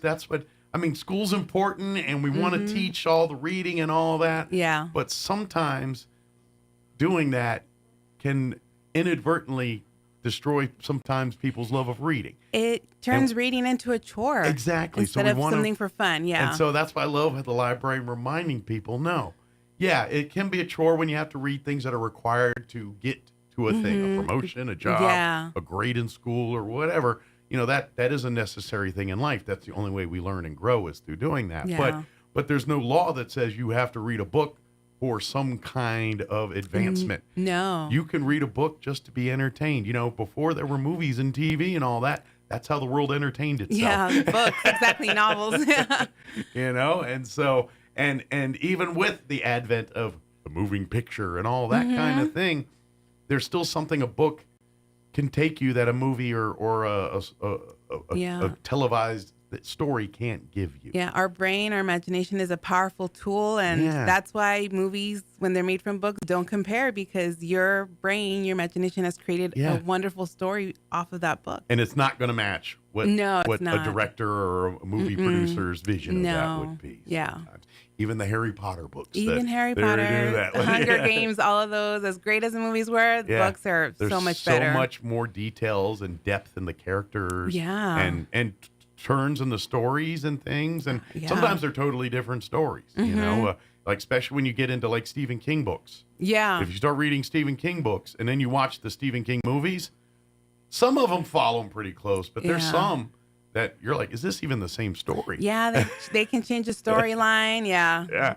So that's why I always say read books. Get that, you know, every person of age in the city of Roswell should have a library card in their wallet. Yeah, absolutely. And it's not just books. I mean, we have so many other services, programs. And you could utilize the library and Yeah. utilize that card and do a bunch of things and technically not even set foot in the library. Through the Exactly. online stuff, through, like if you need tutoring help for your kids, or you want to get access to periodicals, or say you're going on a road trip and you want some audiobooks or some music or something to accompany the trip, or if you want to, like you're traveling around the state, they've got a pass that gets a family up to 6 into like 20 different venues around the state for free. Things like in Lincoln, you can go to the courthouse and all that for free. If you want to go to some of the museums in Albuquerque, I think like the Nuclear Museum, I think is one of those. And I believe a lot of the in Alamogordo, the Space Museum, I believe in Alamogordo. So some of the like the Museum of the Horse and some of those are all included for free. You check the pass out like a book. You only get it for 7 days. And you can't renew it, and you can't like reserve it. You just literally got to walk up to the front desk, say I'd like that the tourism pass, and they'll and they usually have plenty on hand, but it is a first come first serve. It is, and so they'll and so plan it. So if you got and you get it for 7 days. So if you know you're going to be gone for a few days, like the day before your trip or the morning of, swing on by the library, check it out. And then just bring it back in 7 days, and you can use it at all of those locations. Yeah, and we're open 7 days a week, so there's no excuse. You can go any day. Absolutely. So and so that's just some of the stuff you can utilize. Yeah. Now, I don't recommend you not going in the library. You should actually walk in there and it's a beautiful building. Spend some time. Great books, services. Yeah, that's part of the fun of the library. Like to me, the fun part about reading and things sometimes is going into saying, I got to get a new book, but I don't know what I'm going to get. Browsing is a great pastime. Yeah. You never know what you're going to find. Yeah. So I like doing the same thing too. Yeah. Now, I'm not going to lie. I overthink it sometimes, and it can get into almost a mental health situation. I'm like, I don't know which one should I read. I mean, I can get that. Yeah. You know, where it becomes a hard decision. I would suggest taking both. That's right. And then you can always renew if you can't finish it in your 21 days that you have to read it. So. Absolutely. But please utilize that library for the whole family. If the kids are there doing story time or doing some of the schoolwork type things or some of the activities, mom and dad, you can hang out and go grab a newspaper, go magazine, go get a magazine or check out a book or you know what, maybe you've been wanting to get involved in a certain activity or hobby or skill. Chances are you can find some stuff about it at the library to get your research started. So that being said, not only do you have these, of course, all these things, but every week there's events coming in at the library, and that's kind of where Rosie's here to kind of say, put these on your calendar. Yes. Speaking of calendars, the library puts out each month a two-sided monthly activity calendar. It's got all the story times, if there's special events planned for that month, or if we got, like in the summer when you come up on summer reading time, that will tell you like all the fun activities from the summer reading. Everything, So if you're smart, you can do an online version. You can go to the Facebook and Instagram and get all that. But if you like to put one on the fridge so the kids and the family can see it, you can come down at the beginning of each month at the library, pick up a new calendar, and then you can put it up on the fridge. And that way, as a family, you can kind of pick and choose. Exactly. Hey, that Saturday they're doing the story time. We want to make sure we're there. Or they're going to be doing the movie Friday here on that day. Let's do, it's Lego night. Let's bring the kids to play Legos. And so that way you can that way you don't miss all these events that we're about to tell you about. You can schedule your social calendar on what's going on in the library. Yeah. And And and I love it, especially for younger kids that you're trying to entertain and educate at the same time. Exactly, and do things. And now you get to do fun things with them, and they don't realize they're learning STEM or science or something. And they're just doing something fun. Playing with some blocks or creating a little arts and crafts project. Yeah, exactly. That's what they're doing. And so, and all of this is free of charge, by the way. Free, nothing. We don't charge Some at all. of the events you do need to RSVP depending on the event, but most of it's a come and go. Yeah. Sometimes if it's a book, like a lecture or something like that, where where there's limited spacing, sometimes they ask you to RSVP for those. But sometimes, but most of the time you just show up at the event, and like if it's like Dia de los Muertos or one of our special big events like that, it's usually like a 3 or 4 hour window, and you come anytime in between there and do as many of the activities as you can before you're on to the next thing. Yeah, do as many as you like. Yeah, so don't forget the Roswell Public Library has so much for your family, and all of it's free of charge, and all you have to do is go down and get a free library card, and then keep it in good standing when it's time to turn in your books and do all that. And if you're running late, just renew them. Call us up. Renew it over the phone. Yeah, not a you big can do it deal. over the phone. They've got the 24/7 drop off out there, so no matter if the library's open or closed, you can drop off your stuff. Any time of the day. So when there's a holiday and you're like, oh shoot, my book was supposed to be due back on the holiday. They're not open. No worries. Now I'm telling you, it's highfalutin. So if you're trying to avoid late fees and I did turn it in. It's computer scanned and knows exactly when you turned it in. So don't try that cheap mode. It is smarter than you. Yes, keeps better track of stuff. But don't worry, they're not going to. If you just have fun with it. It's all there. There's so many convenient ways. And like I said, if you miss, say it's a day where it's closed and you're going on the road trip, go to the city's website. There's a link directly to the Roswell Public Library. And you can access all of their online stuff. And again, downloading and stuff for free if you've got a library card and it's in good standing. If you have the Libby app, I use that when I go on road trips. I just download a bunch of audiobooks, and that's what I listen to while I'm driving. Okay. And that's, And I imagine it's all free. It's all free. You just have to. I love your Audibles and all that, but you can spend a lot of money downloading audiobooks on Audible. And next thing you know, you're like, "Dang, I'm broke. What happened? I just bought a couple books." And so through the library here, you can get those books for free. Free, and you have it there and ready to listen as soon as it's all it takes is a download. And digital's different to me. It is. Like as an older, someone who grew up with books. That's different.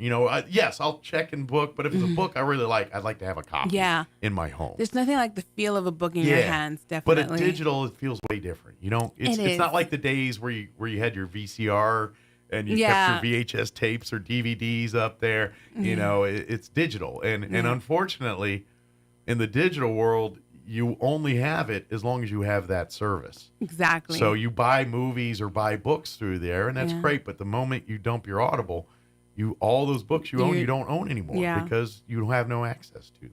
Or so if do they you really take own them? The rights away, it happens. Where you buy a book or you check out a book, it's there.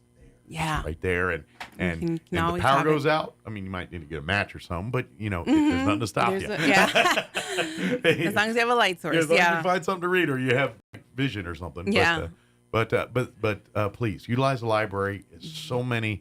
I don't care if you're a single person or with 12 kids. If your kids are grown or if your kids are or toddlers or whatever in between, there's something for your family at the Roswell absolutely. Library.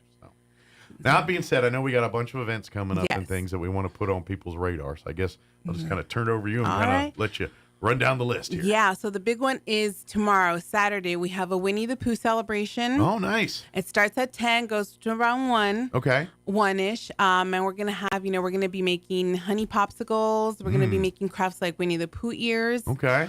We're going to have a story time. Nice. So then everyone can just come in and... So all things Winnie the Pooh. All things Winnie the Pooh. It's all Winnie the Pooh decked out. And it sounds like it's probably good for elementary age kids, probably about maybe... For the whole family, but the little ones will really enjoy it. Yeah. Your elementary age will probably be way more into the stories and the crafts. Yeah. So, but who doesn't want a pair of, Eeyore ears or anything like that? I don't know. You had me at the sugar and the honey. So. There you go. Yeah. Honey popsicles. Come for the popsicles. We'll have, cookies and stuff too. So. Absolutely. And then coming up on March, we have a local author, Boyd Barrett. He's going to be reading his book. It's a children's book, That Silly Old Painter. So he's an author and actor. You may have seen him in many plays. Like he does a lot of stuff with he's communal theater, and so I know he's kind prepping of for stuff right now. Kind of a little celebrity in his own right here in Roswell. Here, so you want to see him? He will be reading his book. Very good. At the library March 30th. And he's got an actor's voice, so he can do it in a way that's he'll really he'll put the story in the voice and everything. Yeah. So he'll bring it to life for you. Yeah, and then obviously before that on March 23rd we have Touch a Truck, so we'll have a bunch of trucks out there. Oh, can't go wrong with that. No, it's fun. I ain't gonna lie. I bet you have just as many grown men and women as you do kids that want to touch the fire trucks or the who doesn't want to touch a big old truck? Yeah, it's like no matter, garbage truck, pole truck, don't matter. I want to check it out. Yeah, if it's big in a truck and it does things, I want to see what that's all about.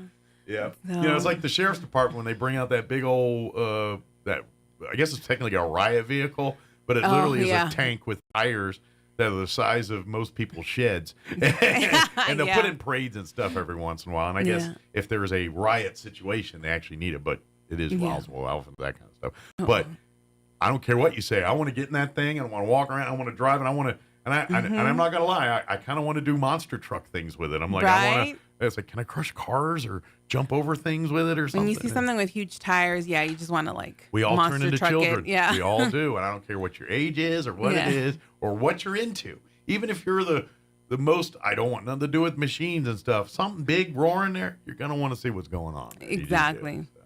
But and that'll be in March. That'll be March. Okay. April, we've got Day of the Child, Day of the Book coming up. And then on to May, obviously, Cinco de Mayo. Mm-hmm. And then on to our summer programs, June and July. And that'll get underway. And don't forget, the summer reading program is not just for kids. It is also for the adults Teens as well. And adults, yeah. There's basically an adult version and the children's version. And when if you enter as an adult, you complete the program, you'll get a prize as an adult would like. Yeah. Gift certificates to food and things like that. We're not going to give you pencil erasers. No. Things that kids are into. Yeah, we're not going to give you the little toys like the kids. Yeah, we'll get, but the kids will do that, and so you just keep reading. And basically, it's really fun. Each week, you turn in your timesheets and basically just make trips to the library, pick out your favorite book, and read it. Yeah. That's all you got to do, and then you encourage your kids. A lot of times, parents will do it with their kids to kind of encourage the kids. So now if you got infants and babies, you can read to them. That counts towards the story time. It does. All of that too, which is a great thing. If you have an infant baby, start reading to them. As soon as they're breathing, you can start reading to them. That's really, they absorb that stuff and the studies, the science is all there. Kids that were read to and kids that were, actively engaged in that at infant levels, the foundation's there. Their test scores, their reading comprehension. All of the things are much higher than kids that weren't exposed to it till school age. Yeah, they're learning from a young age to engage their brains already to, you know, what's going on and exercising that brain. So when they do preschool story times and all that each week in Spanish and English, bring your kids to both of them. Yeah. I don't care what your native language is. Bring them to both of them because if you can instill in your young toddler a second language at that age, it helps. You know how much better. Like when we try to learn in high school, that's why none of us do. I took Spanish in high school, and we don't remember none of it because they start us in high school. Yeah, they need to start that when they're like learning to walk and learning to move. That's the same time you communicate in both, especially when you live in a multicultural place like this, where there's as many Spanish speakers as non-Spanish speakers at a given time. You know what I mean?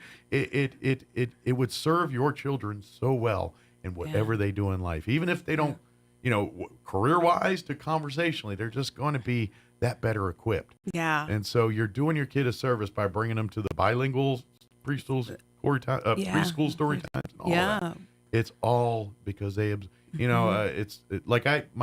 just to give you a quick example, I know I'm windbagging here, but my brother, he went to college in New York City at the SUNY Maritime Academy. Okay. His roommate in college was a guy from Russia. Oh, wow. He's from Russia, but he lives in the United States. His mom came to New York City from Russia back when he was a little baby. Yeah. And he literally learned all of his English by watching TV. He watched TV, watched shows, and to be honest, and I haven't talked to him in 20 years, but back then, if you would have talked to him, you could have a whole conversation. And probably, if he never told you, wouldn't even realize he's Russian. Every once in a while, he'll slip a word in, and he's got that Russian accent to it, and you're like, ooh. But to be honest, if my brother would have never told me, I just would have talked to him. I think he's just some dude from New York. But because they're so engrossed in the culture and in the language, he picks it up, and that's how you learn languages. That's the best way. Getting in there in the culture of society. So expose your children to all of that. If there's chances to get them into bilingual things, do it, because when they get older, you don't realize how better equipped and prepared to navigate whatever life's going to hand them they'll be. And it is it's one of those things, and it really is. It's just coming on a Wednesday afternoon, setting your kid down and letting them hear the book. It's Tuesday afternoon. Tuesday afternoon. I was like, I know they moved them around a little bit, but so Tuesday afternoon. That's why you get the calendar, so you have it on your fridge. And you know exactly when days these are too. Good deal. I know I got a sidetracked here a little bit, but what else do we want to put on people's radar here? Just, these are our big programs. Summer reading's going to be a big deal. We already have a lot of performers lined up. But we do have a couple new programs. I mean, we always have the STEAM stuff that Kate does. That's every first and third Saturday of the month. But then we have a Charlie card. We're doing that the second Saturday of the month. And that's basically learning through food. So, you go in there, we'll do a little something, not a full meal or anything, but, kind of learn a snack or learn how to prep a... and it's learning healthy food education. Yeah. So, we've had apple tasting. We've done flavored butters. We did little tamalitos for Christmas. Nice. And then we've got a lot of different stuff coming up. And parents, that's STEM too, in case you didn't realize it. Yeah. Cooking is all chemistry. At the end of the day, cooking is really just a mixing of ingredients and mixing. No different than chemistry. And you're using math because they're measuring, the ingredients. Weights and measurements and everything else. STEM is very much part in the chef career field. Or so and again, every human being should be able to cook food. Oh yeah. Every human being should have the ability to cook food, and if you're a parent, you need to instill those. And I don't care who your kid is, the manliest of men to the feminist of people, it don't matter. Yeah. Everybody should have the cooking skill. Don't gender role that or this or whatever. At some point in your life, you're going to be on your own. Yeah. And ain't going to be no one there to fix you a meal. And that's the whole point. You want to be able to. Mommy and daddy are going to be able to do that. Yeah. If you're alone, don't just go to the nearest fast food every day. Once in a while, it's all good, but knowing how to get those ingredients and making something. I'm not saying you have to be the next Gordon Ramsay or nothing. No. But you have the ability to cook a meal that isn't burnt or undercooked or will get you sick. Exactly. Yeah. Exactly. You know what I mean? And to be honest, you might find it fun after a while. Yeah. Too. And that's where kids, and if you do it at that age with the kids and work with them, you'll garner that love. I know so many families and parents, they'll incorporate their kids into making the cookies or making, if they're doing like Christmas time and they're doing their traditions and stuff. Incorporate the kids and all of that stuff. And that's one thing I say is like cooking is one of those things that you don't know that you like or that you're good at until you're actually doing it. Sure, exactly. Yeah. And you don't realize it. And then the passion comes in. Yeah. Next thing you never know. You might come out to this event and you've just found your kid's next passion. And next thing you know, they're the next restaurant owner with there you go. With their own types of dishes and cuisine and everything. Exactly. Yeah. They're busy. They're the one on TV doing the celebrity cooking shows and all that exactly. Stuff. But so that's what the library's for. That's what it's for. So participate in these activities. Come out when there's the weekend. And there's stuff for the adults too. Like we're talking a lot with the kids, but I know like the Master Gardeners come out we have each month. So if you love planting and gardening and want to learn tips and things like that. And that's not just some title they give that sounds cool, like we're Master Gardeners. No, they've earned it. They've earned it. They take classes, and these people truly are Master Gardeners. And it's a big class. It is. We had I think 50 people at the beginning of this month, and I mean they know their stuff. And people are taking advantage. It so gets come really on into the science of growing, and so. And it doesn't matter if you know nothing about this, they help you. Exactly. If you have a little bit, then they can get into the weeds, pardon the pun, with the more science and math side of what they do. but it's really cool. There's chess also. Yeah. So they meet once a month as well. Once a month as well. Yeah. Just like get the calendar. And they're always looking for new members. Yeah, and it's from beginners to pros. Chess masters Whatever your as level well. is, Yeah, you can just go in there and play some chess. Well, that's the beauty of chess. Chess is one of those games that you can probably learn the rules in about 10 minutes, but it takes an entire lifetime to master.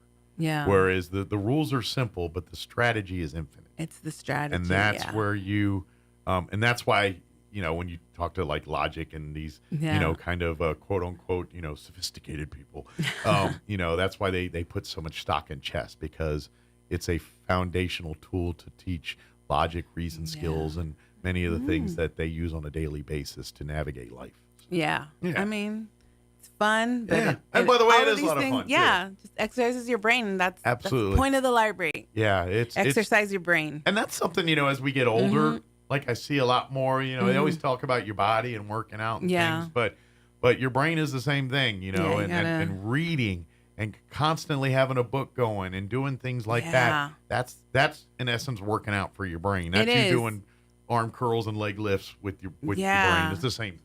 And especially with, we're all in front of a device and a screen, and that kind of like numbs the brain. You need something to like revive it up. So yeah, absolutely. We've got books, we've got magazines, we've got programs for you guys to go in there and exercise your brain. Absolutely. And that's the beauty of the library.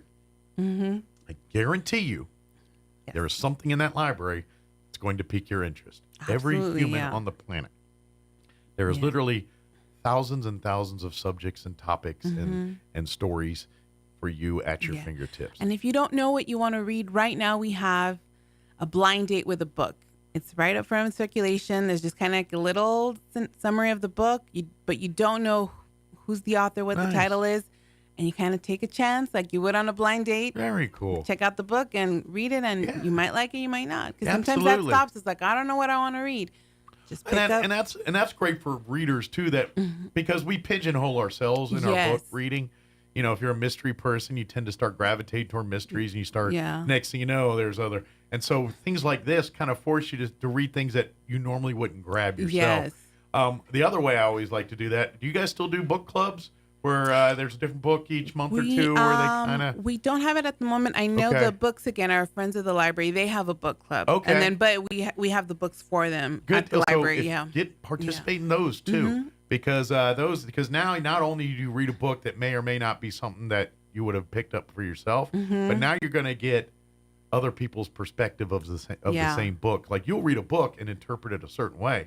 Someone else may read that book and interpret it completely different to you. And that's what the beauty of book club is it forces you to see things from other perspectives, and at the same time allows you to share your thoughts and feelings on how a book, what it means to you. And as you hear yourself talk about it, it might convince, you know what I mean? Like sometimes you start talking and you realize, I guess I did like it better than I thought. You know what I mean? Yeah. Or you don't realize how much it hit you until you start talking about it. it. You kind of break it down and you do it in front of people, and then it kind of all clicks for you. So, and sometimes it's just fun. There's an interesting part of the book. You just want to talk to someone about it. Yeah, it's like any other thing. You watch a show or whatever. Yeah. Did you see that? Whoa. Yeah. Same thing with book club. Did you read that? Did you get to chapter 2 already? How crazy was that? Yeah, exactly. So please, and I'm guessing if someone says, hey, I'd like to start that up again or whatever, come to the library. I'm sure they can help you out with that and say, we'll be happy to set books aside for you so you can check them out and all of that. And can set up, our meeting rooms aside for special And I know meetings. You guys work with other libraries around the state. So like if you know the book and maybe the library doesn't have it here, but library in Farmington may have 10 copies. They do like a borrow exchange program. It's our interlibrary loan, I mean, we've gotten some. We got one from Kansas City. Oh, very nice. So it's bigger New Mexico. Yeah, it's try to stick to New Mexico, obviously, because it's faster to get. Sure. But if we can find another library somewhere else that has it, we will work with them to get that book. So if you don't find it on the shelves or when you're looking for it, talk to them. Say, okay, I didn't notice it. Maybe it's checked out, but like I said, maybe they can use their magic and say, well, you know what, we don't, but Alamogordo's got a bunch. Yeah, we can will work to get that book for you. Yeah. We're not just going to be like, sorry, we will work to get that book for you. And that's the beauty of the libraries. They're all, they work hand in hand and in concert with that kind of stuff because they all have the same end game. We want a better, literate, engaged society. Yes. And and by reading and by interacting and the things that are available to you at the library, all of those things foster that. Yes. So that's what it does. Exactly. So, and especially, I was saying this a lot during COVID, but it still doesn't slow down. Because of what COVID did to really a certain sect of our kids, because of just the time they grew up. When they were hitting school right when COVID hit, they didn't know how school worked, and so they had to learn it in a weird way. And I'm going to even guess that batch of kids is probably still having some kind of catch-up issues in their school. I think so, yeah. But my point is, as parents, you've got to make that gap up. The kids your child is going to grow no matter what the world's doing right now. And they're going to hit milestones in their life where they got to have these things in it in order to kind of get to the next phase. Yeah. And when it comes to reading and a lot of the things that unfortunately they get by being in school and picking up, not necessarily in a book, but just the interactions and stuff. Learning how to socialize, learning how to, the rules and procedures. It's not okay to just start talking when the teacher talks.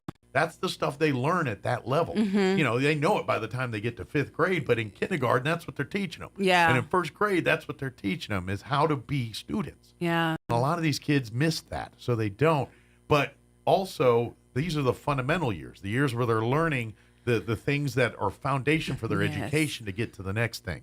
And so as parents, they need that regardless whether there's COVID or not COVID or school or not school. And so that's where the Roswell Public Library comes in. Absolutely. Where can I get a alternative to where I can't get at this particular time? Exactly. And the library has all that through their tutorial helps, through their own books and things. If you're doing homeschooling and that kind of stuff, they've got lots of assets and packages. We have and a lot programs of to help you with that. a lot of material, a lot of book material, but also the socializing that they might not get. That's what the story time is great. Absolutely. That they might not, because they're not going to like a traditional school, so they can just come in and talk to some kids, play with some kids, interact with them, hear a little the part story. of school that's not the classroom part, the lunchtime part, a the part bit. where so and so is it the social side, the part where you develop that side of the human being. Exactly. So, and that's the part we all have to remember, even as parents, and it's our kids, and them because you're raising them and all that. Yeah. But sometimes it's easy to forget these are kids that are developing. They're finding their way in the world. They're still learning the world. They don't have 20, 30, 40, 50 years of experience to go from here. Yeah. They've got what you've told them and what they see in front of their face. Yeah, and they soak up everything. And so the more you give them, the more that they can have, the more choices they get. That's really what it is, to give your kid options. So if you fill them with as much knowledge as possible, then when they hit to that, when it's time for them to be them, they got the tools and the options. Do they want to be a construction worker? Do they want to be a president? Do they want to be an astronaut? Engineer, do they want to be an artist? Whatever it is, they've got the skill set. They've got the thing because. And let's face it, life is you have to be a utility person. You have to be kind of a jack of all trades to navigate life. Yeah, you've got your passion, but you still got to know how to cook. You still got to know how to pay your taxes. You still got to know how to own a house. And so the library teaches the ability to reason and do logic to navigate those things that they don't teach in a classroom, like how to balance a checkbook or how to how to make toast or how to make a dinner for you or how to wash your clothes. The things that really parents teach, they mentor on. And then the beauty of it is also if they touch on it a little bit in school, like an introduction to a part of history or a part of science. Yeah. You then have, take the child or yourself, your teen, go to the library and do a deep dive on whatever subject or whatever piqued your interest. Absolutely. Yeah, that's how you learn more about things, And that's why I know in the world of books and everything, we don't, books are king. But if you watched a movie or a television show and it inspired you to go grab books and learn a whole bunch of stuff, then I call that a win. Because that's kind of what I did. I'd watched Apollo 13 or whatever it is growing up. And then I went and read a whole book about the Apollo program and everything. Exactly. And so, but that movie and like The Right Stuff. Yeah. And those movies, they inspired me, and I started reading books all about the Mercury 7 astronauts and the Apollo missions and all of that stuff. And now people are like, how do you know all this stuff? It's like, I literally watched a movie, got inspired by it, and did my own. Nowadays, they Google everything. But yeah. I went and picked up a book about it, and I read about it. But be careful with Google, because you don't know what site you're going into. Exactly. It could just be someone's That's why personal you go to the site. Yeah. and you talk, say, hey, I want some solid information on this stuff. And that way, and that's another thing, giving your children these logic and reasoning skills. They're even more so than you and I as adults. They need that skill set, because things that we just trust, you can't trust anymore. No. And, you kind of reminded me of the Google thing. Yeah. Here. It's like, and the only way you can wisen your kids up to that stuff is to educate and to train them to think for themselves and to use reasoning skills to say, this looks shady to me. I should not trust it. Or look, this confirms this is a trusted. And that's, you need that now more than ever in this world. And to be honest, human beings are less and less equipped to do that. Yeah, we're getting complacent. We're just kind of trusting everything that's coming up on our devices. Yeah. And we have to learn how to fact check and, check multiple sources. Don't take everything at face value. Exactly. And that's, unfortunately, we kind of grew up at a time where, and I don't know if it's just the way of the world and people, it's no different than like your kid. Like I remember my parents telling me we never locked doors and all that kind of stuff. Yeah. And there's generational, the difference evolving. And for us, it's kind of like, we just turned on the news and trusted what it was. And nowadays it's like, it's all opinion. It's all someone's opinion in between there.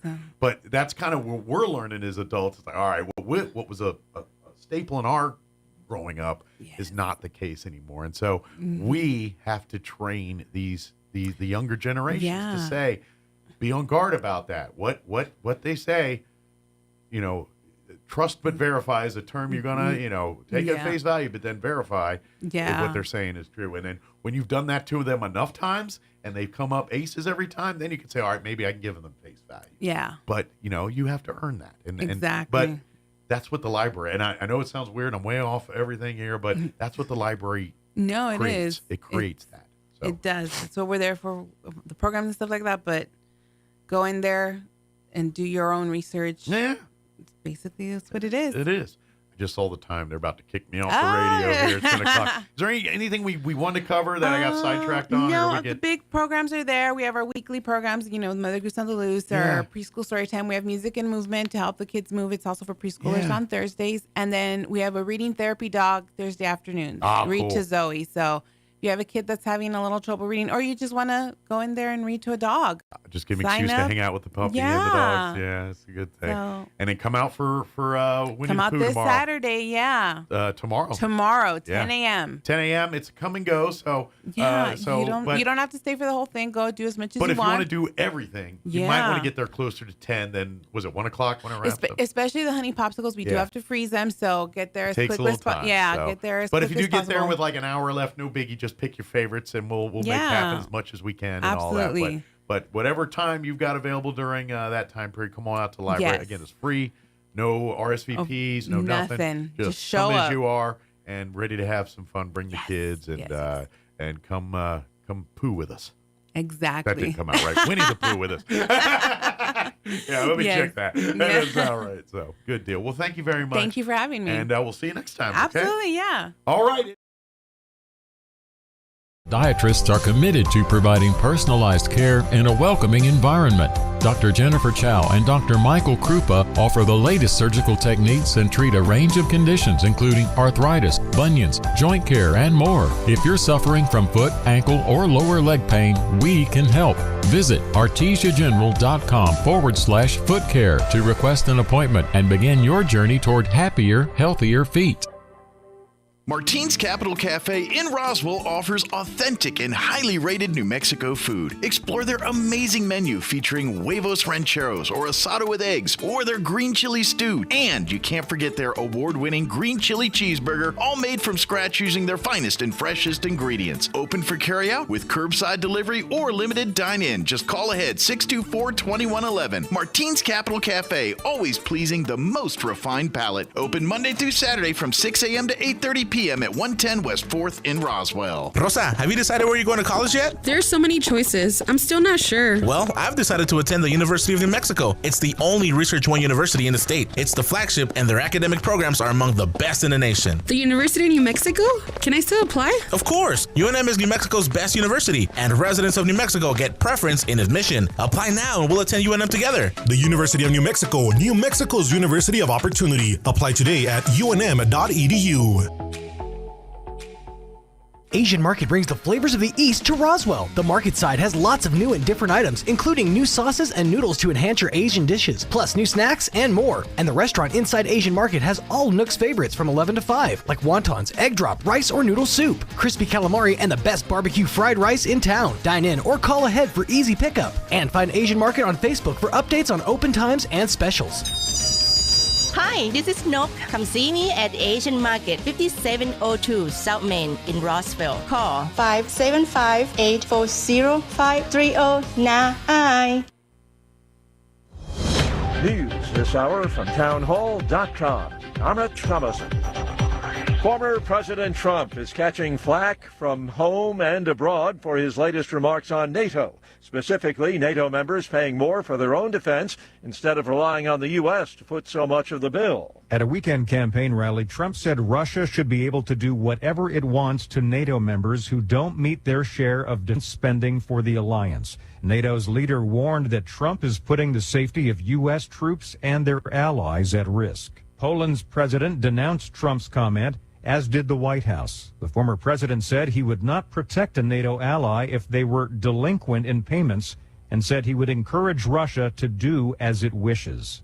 Greg Clugston, Washington. All across Ukraine, it has been raining drones. Russia has launched a barrage of 45 drones over Ukraine as Kiev changes more military leaders. In a 5.5-hour barrage, Russia launched drones that attacked agricultural facilities and coastal infrastructure throughout Ukraine. Ukraine's military said that a strike in the Mykolaiv region had injured one person, sparking a fire and damaging residential buildings. Its Air Force also said it had shot down 40 of the Iranian-made Shahed drones over 9 different regions. I'm Karen Shamas. After more than 4 months in captivity, 2 more hostages held by Hamas are free. They were rescued by the Israeli military in a daring raid in southern Gaza. Israel estimates as many as 100 people still being held hostage by Hamas. Lloyd Austin is back in the hospital today, but this time the defense secretary did not keep it under wraps. He transferred his authority to his deputy, Kathleen Hicks. On Wall Street this morning, the Dow is trading 53 points higher, NASDAQ up 51. More on these stories at townhall.com. Everybody wants cheap airfare, but where do you find it? You call low-cost airlines. Their prices are direct from the airlines, and they're so low you can't find these fares published anywhere. They specialize in cheap flights, discount hotel rooms, cheap car rental rates, and great package deals anywhere around the world. Wherever you want to go, they can help you get there cheaply and with a best price guarantee. If you want the lowest prices on your airline tickets or other travel services, call now. That's right, call. That's the only way to get these rates. Experts are standing by 24/7 to get you the cheapest airfare and hotel rates available. So don't wait. Call right now for the lowest travel prices anywhere and for great last-minute travel deals too. Call 866-755-5300. That's 866-755-5300. Again, that's 866-755-5300. Call us right now. India is welcoming the release of 8 of its nationals sentenced to death last year in Qatar. India and Qatar, they have been negotiating for months for the release of these 8 former Indian naval officers. And they were given the death sentences in last October that triggered widespread anger on social media in India. Now, the charges against the men have never been published. Neither Qatar nor India have confirmed what the charges were that led to this capital punishment. But then the Indian media report suggested that they were accused of spying for Israel. The BBC's Embarrassing Eddie Roshan reporting. A group of British lawmakers has a plan to send some asylum seekers on a one-way trip to Rwanda is fundamentally incompatible with the UK's human rights obligations. It's part of a bill designed to sidestep the UK Supreme Court ruling that the Rwanda plan is illegal. News and analysis, townhall.com. Britain's King Charles goes to church for the first time since his cancer diagnosis was revealed. King Charles arrived in St. Mary Magdalene Church alongside Queen Camilla to attend a service. The king is recuperating in Sandringham House in eastern England after his first treatment for an unspecified form of cancer. The king recently expressed his gratitude for the public's supportive messages and emphasized that it provides him with the greatest comfort and encouragement.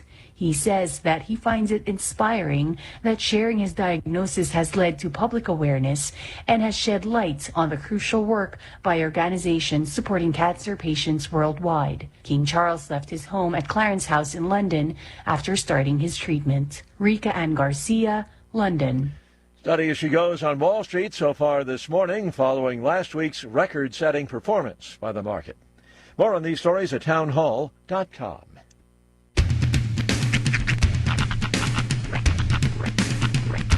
What in the wide, wide world of sports is going on here?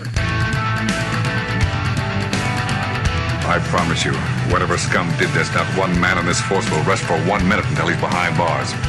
Now let's grab a bite to eat. Yeah, come on. I feel the hot wind on my shoulder and the touch of a world that is older. I hit the switch and check the number. I leave it on and then I slumber.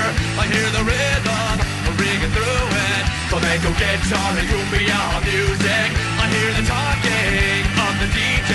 The demolition, what does he say? I'm on a Mexican radio. I'm on a Mexican radio. Broadcasting live from high atop the J.P. White Building in downtown Roswell, New Mexico. It's Mornings with Mike Winters on 106.5 Roswell's Talk FM.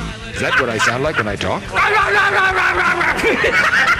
Now, here's your host, Mike Winters. And good morning. It is 6 minutes after 9 o'clock. Welcome to hour number 3.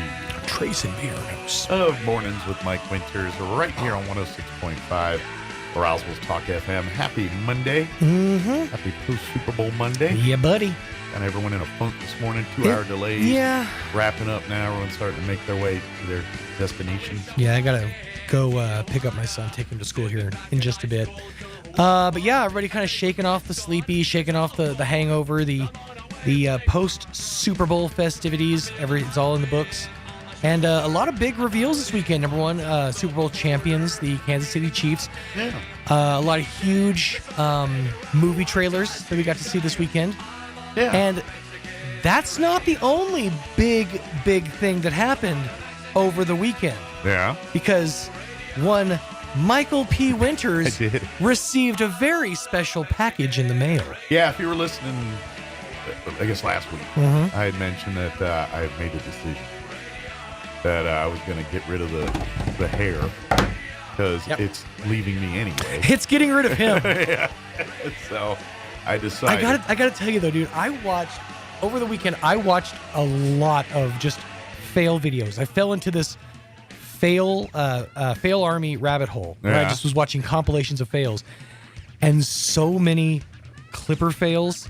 Where like somebody was just looking to take a little off the top, and you just see like they carved a line in their head, and I'm just seeing you with these clippers, just like, how did it go? I mean, first of all, fairly easy. You got one of the top dog like super. Hold on. Top dog is middle dog. All right, well, okay. Middle dog.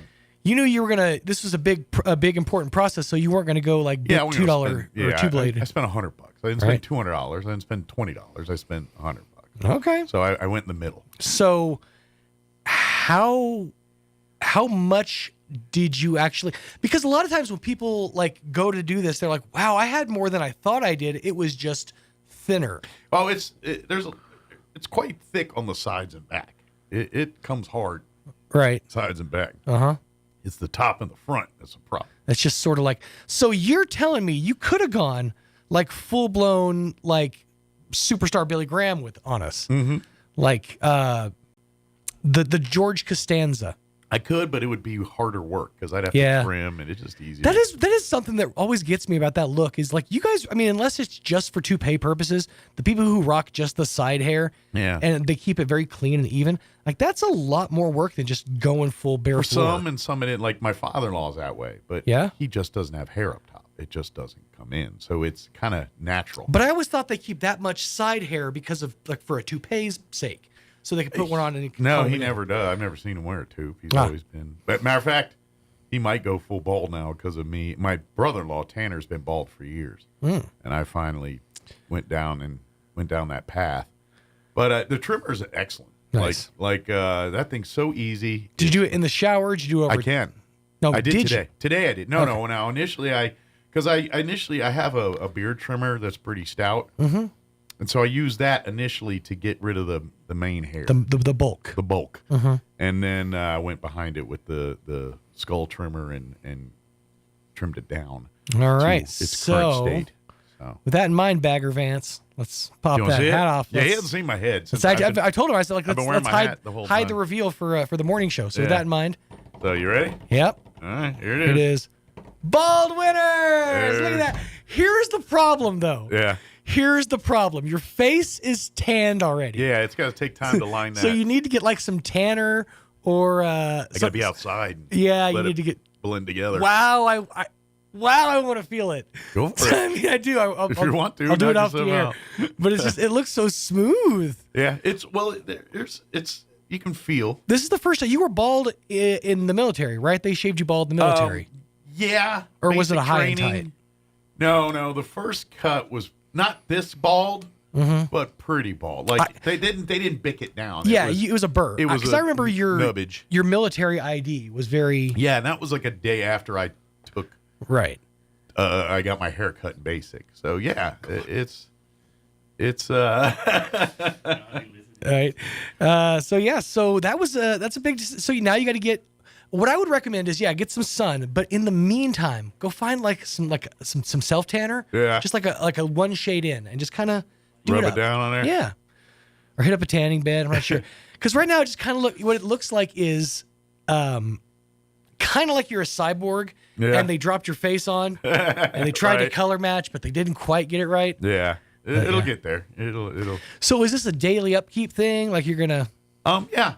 It's kind of and to be honest, it's easy to upkeep. Mm-hmm. It literally 2 minutes of zzz, and I'm done. Nice. It's very simple. Were you surprised at like any point by like different shapes of your head? Like, did you run into any like divots you weren't expecting? No, because I've been bald a couple times before. I kind of knew it was coming. You shaved down, all of a sudden you realize you have an I Heart Wanda tattoo up here for some reason. Yeah, none of that. Cut that on a trip to Vegas, I regret. Yeah, no, it's pretty as advertised. My head's a little lumpy, but not real lumpy. Right. It's not like I have like a divot kind of thing going here, but yeah. It's not a bad look. Now, I've heard people who are, who keep the look, who keep the head, the dome chromed, who will say that you can spend all this money on a big trimmer, but they've had the same result and the same luck with just a $2 Bic, like just a Bic disposable, just quick over the head.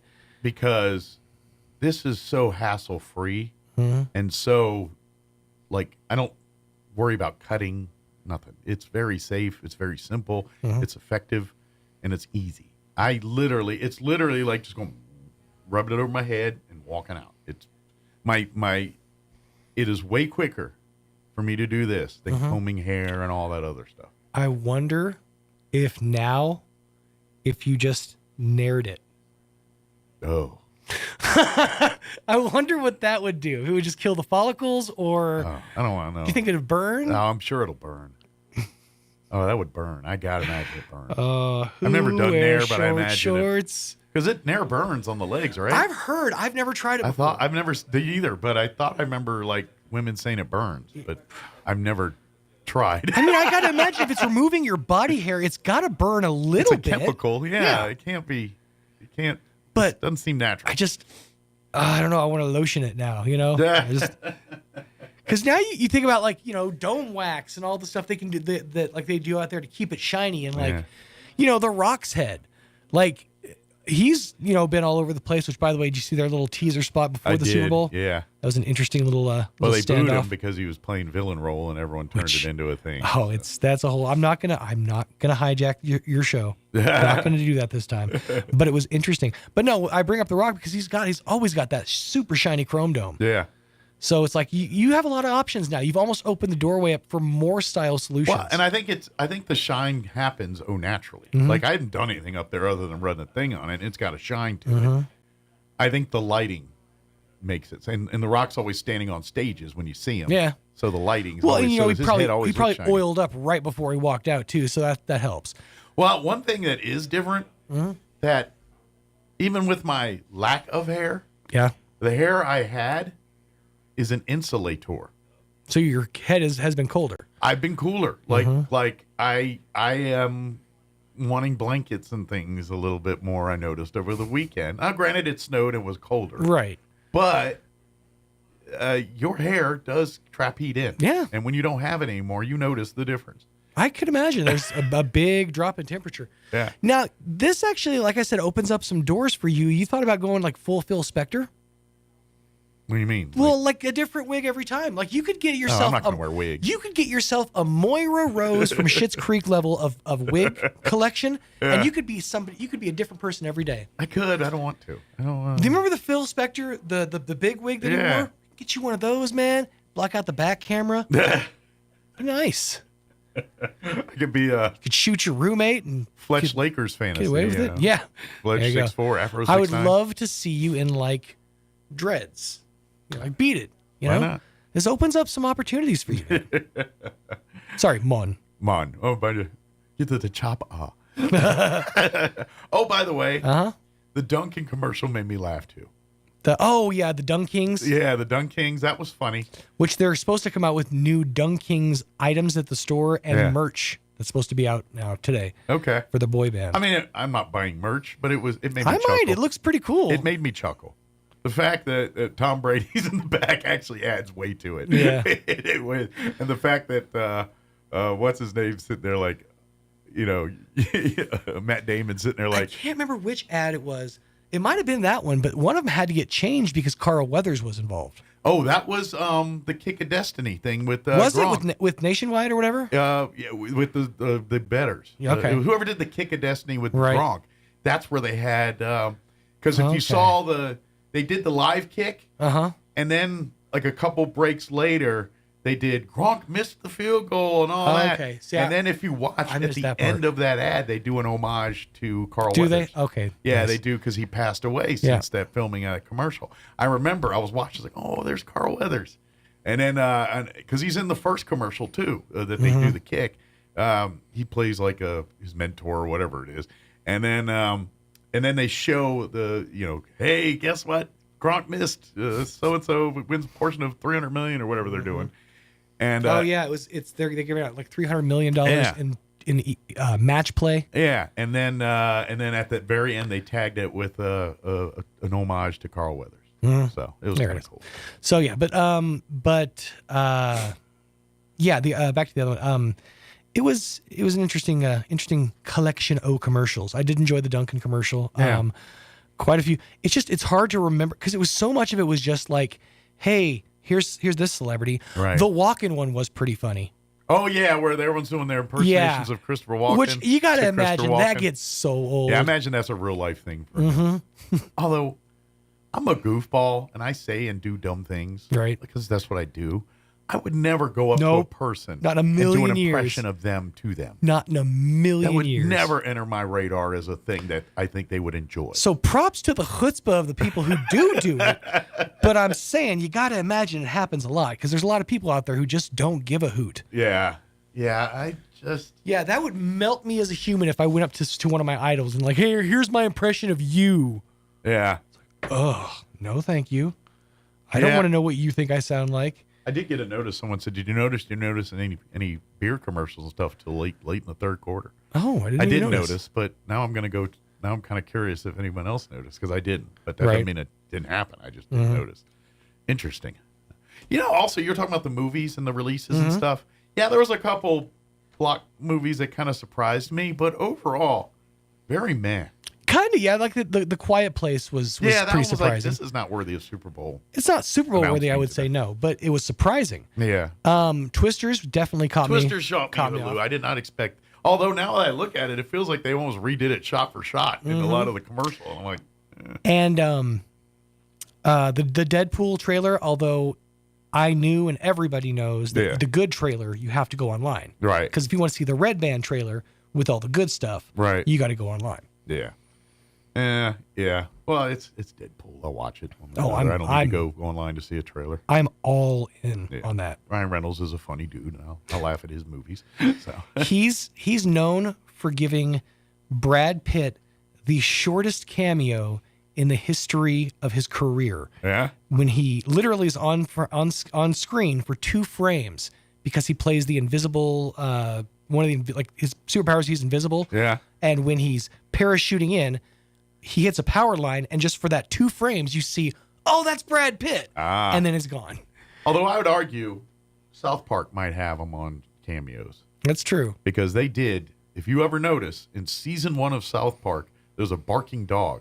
Yep, it's George Clooney. George Clooney. He wanted to be a part. He wanted to be a part of South Park, and they're like, "All right, we'll make you the dog that barks." He's literally a barking dog. Yep. He doesn't say anything in it. So I don't know. That might be. Fun fact: Jennifer Aniston's in season 3 as a tour guide. I saw a lot of her yesterday in the Super Bowl. Oh yeah, she will, because she had a commercial there with with David Schwimmer and all of them. But even it just seemed more frenzy than I've noticed in years past. More frenzy. Yeah. All right, it is 9:20. Eli Rodriguez with Lone Depot is going to join us here. He's here, so let's get the hour going by getting you up to date on the weather. I'm meteorologist Steve Hamilton with your Pecos Valley weather. A little on the cool side today. We'll be staying at about 50 to 55 on the afternoon high. We have high pressure moving in from the inner mountain states, keeping things cool. We'll be in the low to mid 20s for the overnight hours, but skies will be clear. And then we start a little warming trend on Tuesday, upper 50s to low 60s. We should get plenty of sunshine, 60s and sunny on Wednesday. I'm meteorologist Steve Hamilton, and that's your latest forecast. Thank you, Steve. Currently 28 degrees here in Roswell. Humidity is at 85% with winds calm at the moment. Sunny, expect highs near 50 today. Winds will be out of the northwest, around 5 miles per hour. Tonight, mostly clear. Looking at an overnight low of 23 degrees. So going to be chilly overnight, too. Southwest winds at around 5 miles per hour. Sunny for you Tuesday. A little warmer. Highs near 60 tomorrow, 59 officially. Winds will be out of the south at around 5 miles per hour. Clear tomorrow night with an overnight low of 27. South winds at around 5 miles per hour. Wednesday, sunny mid-60s. Well, low 60s, 63. Winds will be out of the west, 5 to 10 miles per hour. Thursday, mostly sunny, 66 for a high. And then a Friday, sunny skies with a high of 67. And then we're back down in the 50s on Saturday. Back up in the mid-60s on Sunday. So a little roller coaster for the weekend. A little bit. Little molehills. All right, it is 9:22. We're going to take a 3-minute break, and then Eli Rodriguez with Lone Depot will join us on the other side. Don't go away. You're listening to Mornings with Mike Winters. Coming to the Ocotillo Performing Arts Center February 20th, the Glenn Miller Orchestra. The legendary Glenn Miller was one of the most successful of all dance band leaders back in the swing era of the 1930s and 40s. Today, the 18-member ensemble continues to play many of the original Miller arrangements, both from the civilian band and the Army Air Force band libraries. Additionally, you get to enjoy some of the modern selections arranged and performed in the Miller style and sound, just as it was in Glenn's day. Get your tickets now at artesiaartscouncil.com or at the Ocotillo box office. Ad paid for by Artesia Lodgers Tax. Attention high school students and parents. ENMU Open House Spring Preview Day is Saturday, March 23rd. Future Greyhounds can get information about admission and scholarships, meet with the faculty to talk about potential majors, get a specialized campus tour, and win great prizes, including a $500 scholarship. Don't miss out on this great opportunity to experience ENMU. Sign up today at enmu.edu/open house. Eastern New Mexico University, student success. That's what we're about. We can all use help strengthening our marriage to build this house. Church on the Move invites you to the Joy of Marriage Conference, a 3-day event for married couples. Hear speakers Pastor Troy and Julie Smotherman, American Idol finalist Danny Goki and his wife Leah Sett, as well as Willie and Rachel Scott, founders of Better Than Blended. February 15th through the 17th at Church on the Move in Roswell. Seats are limited. Visit cotmroswell.com or call the church office 575-622-7011. At Anderson Bethany Funeral Home and Crematorium, we honor and pay tribute to the achievements of your loved one by celebrating the life you shared together. Anderson Bethany Funeral Home and Crematorium is compassionate and cares about our local community and the families we serve here in southeastern New Mexico. Locally owned and operated, we will be here to help you decide how to celebrate the bond you've shared and pay tribute to the unique individual you've lost. Visit us at 2609 South Main in Roswell or call 622-5888.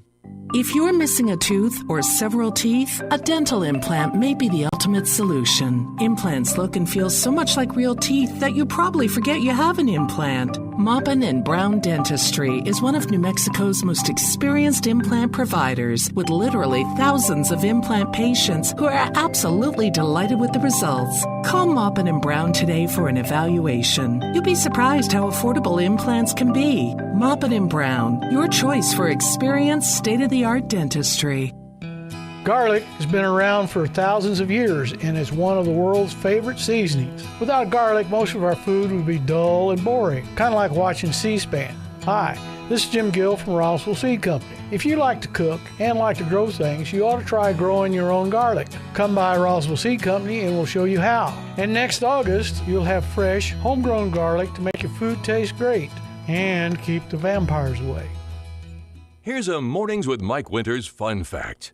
Sigmund Freud once believed that cocaine could be used to help treat a morphine addiction. Mike used bacon to get over his addiction to beef. Here's Mike Winters.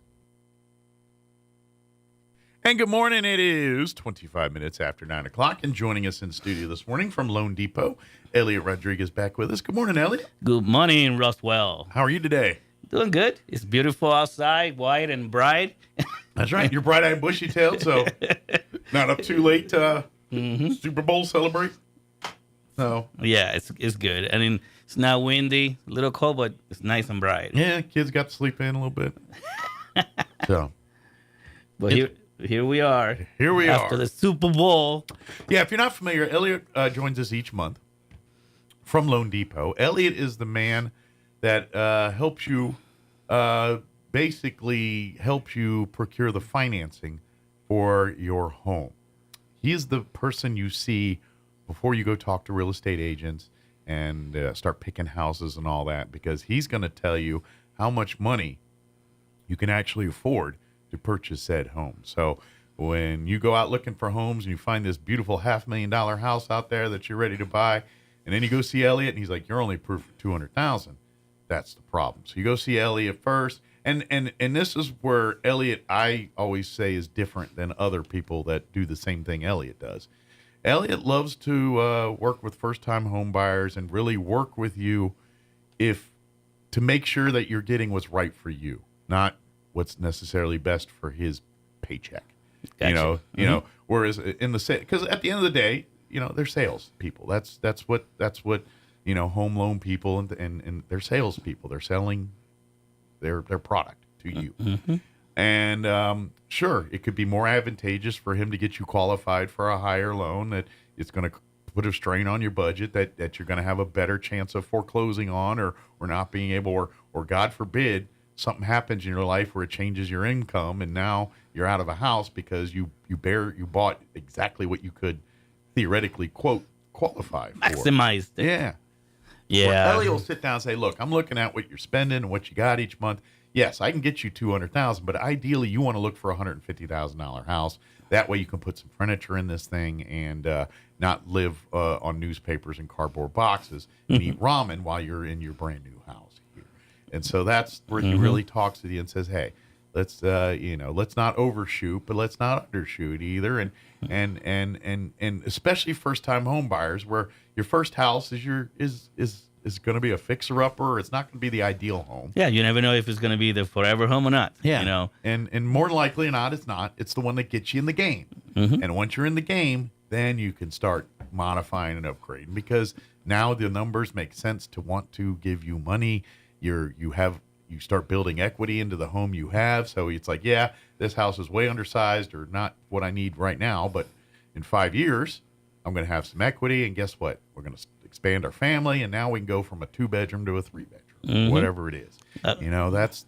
That's how it works. And Elliot is great at navigating, guiding people through that process. Yeah, I don't want you to eat ramen noodles afterwards. Yeah. Maybe before you get it, but not afterwards. Right. Now, if you want to, that's up to you, but you don't have to. That's the point. No, I got you. No, folks. The idea is so you don't, overextend yourself on what you can do. And obviously, in the end of the day, I work for you folks, so I'll do what you guys tell me, but Sure. I'll definitely going to advise you. Sure. You've been doing this long enough that you know the pitfalls. You know the good, the bad, and the ugly. You see the path that people take that they find the most success. And not everybody's path is the same, but that experience, you see similarities all the time. Look, I dealt with a couple just like you. They did this, and this, and now they're in a much better situation. We can apply that to you too. And that's where your experience comes in. Well, sometimes, like I always said, you and I, ex-military people,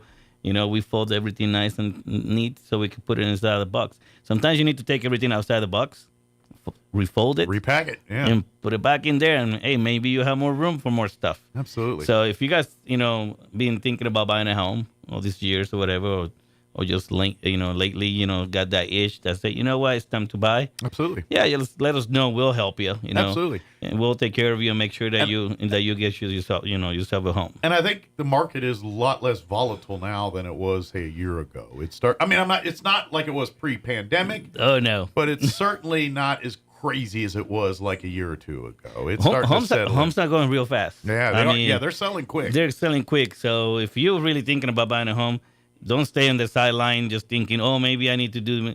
And if I send you an email or your lender send you an email saying I need all these things, don't procrastinate. No. Because if you procrastinate, the house that you want to buy may just pass you by. And it's, yes, buying a home is kind of a drawn out process. But at the same time, there's milestones and things that you have to get and done in a certain time period to lock in rates, to lock in guarantees and things like that. When Elliot calls you and says, look, I need forms X, B, Y, whatever it is, they need that so they can lock in your loan. So like he'll initially lock in a rate for you, but now we've got to go through and make sure all the I's are dotted and the T's are crossed. And if you don't do that in a timely fashion, they can't keep your locked in rate. Correct. And that could be to your advantage or disadvantage depending on how the market's going. How the market goes. That is 100% correct. But no, yeah, don't hesitate and don't put yourself in the sidelines just waiting, for the right moment, because the fact of the matter is when you're ready to buy a home, you're ready to buy a home. Yep. Okay? So it doesn't really truly matter what's happening in the market. And folks, the houses are coming and going so fast that it's crazy. Okay? The market started getting better. Okay, as the rates, drop down somewhat a little bit, but then back up again. Asking prices are a little bit not as crazy. They're a little more negotiable now because I saw that sellers were not giving nothing, right? And now I think they're getting like, oops, maybe there's a little less, approval people, in the area, so we had to kind of negotiate better. And so it's happening. You know? And that always kind of confuses me a little bit. Like I know you can ask for what you want on a house and things, but because 99% of us don't pay cash for a house outright. We have to finance it in some way, shape, or form. Correct. And anybody that's going to loan you money has rules, whether it's Loan Depot or your bank down the street. They're going to have parameters, and you charge whatever you want for a house, but if it doesn't appraise for a certain amount, there's no lender in the world that's going to give you the asking price, especially if it's way over whatever it's appraised. That is very true. So I always wonder how that kind of works. It's like, yeah, you can ask more, but at the end of the day, if it doesn't truly appraise, then you're not getting that unless you just walk into some guy's got a suitcase full of cash to hand you money. One of the tricks that I tell my customers, depending on the situation on the home, because the fact of the matter is not everybody's sometimes having enough money in the bank saved up. Right. I got programs that can help you buy a home. Okay. But that doesn't mean that you still don't need something extra. So one of the good things to do is, talk to your agent, okay? Make sure that when you guys do those negotiations, you do the right thing. Let's say, for example, a home is going for $200,000. You're short-handed a little. Let's say $2,000 or $3,000, okay? You need to ask your agent, would this house appraise a little more if I was to offer a little more money, okay? and you would think like, why would you offer more money? Well, if you offer more money, then you can ask the seller for a little more money on your behalf. They can give you a credit, a little something extra than when you were not even thinking that you can get. But the fact of the matter is, if the home can, appraise, then you can ask a little extra. Trust me, talk to your agents. They know how that works. Sure. Okay, and they will guide you.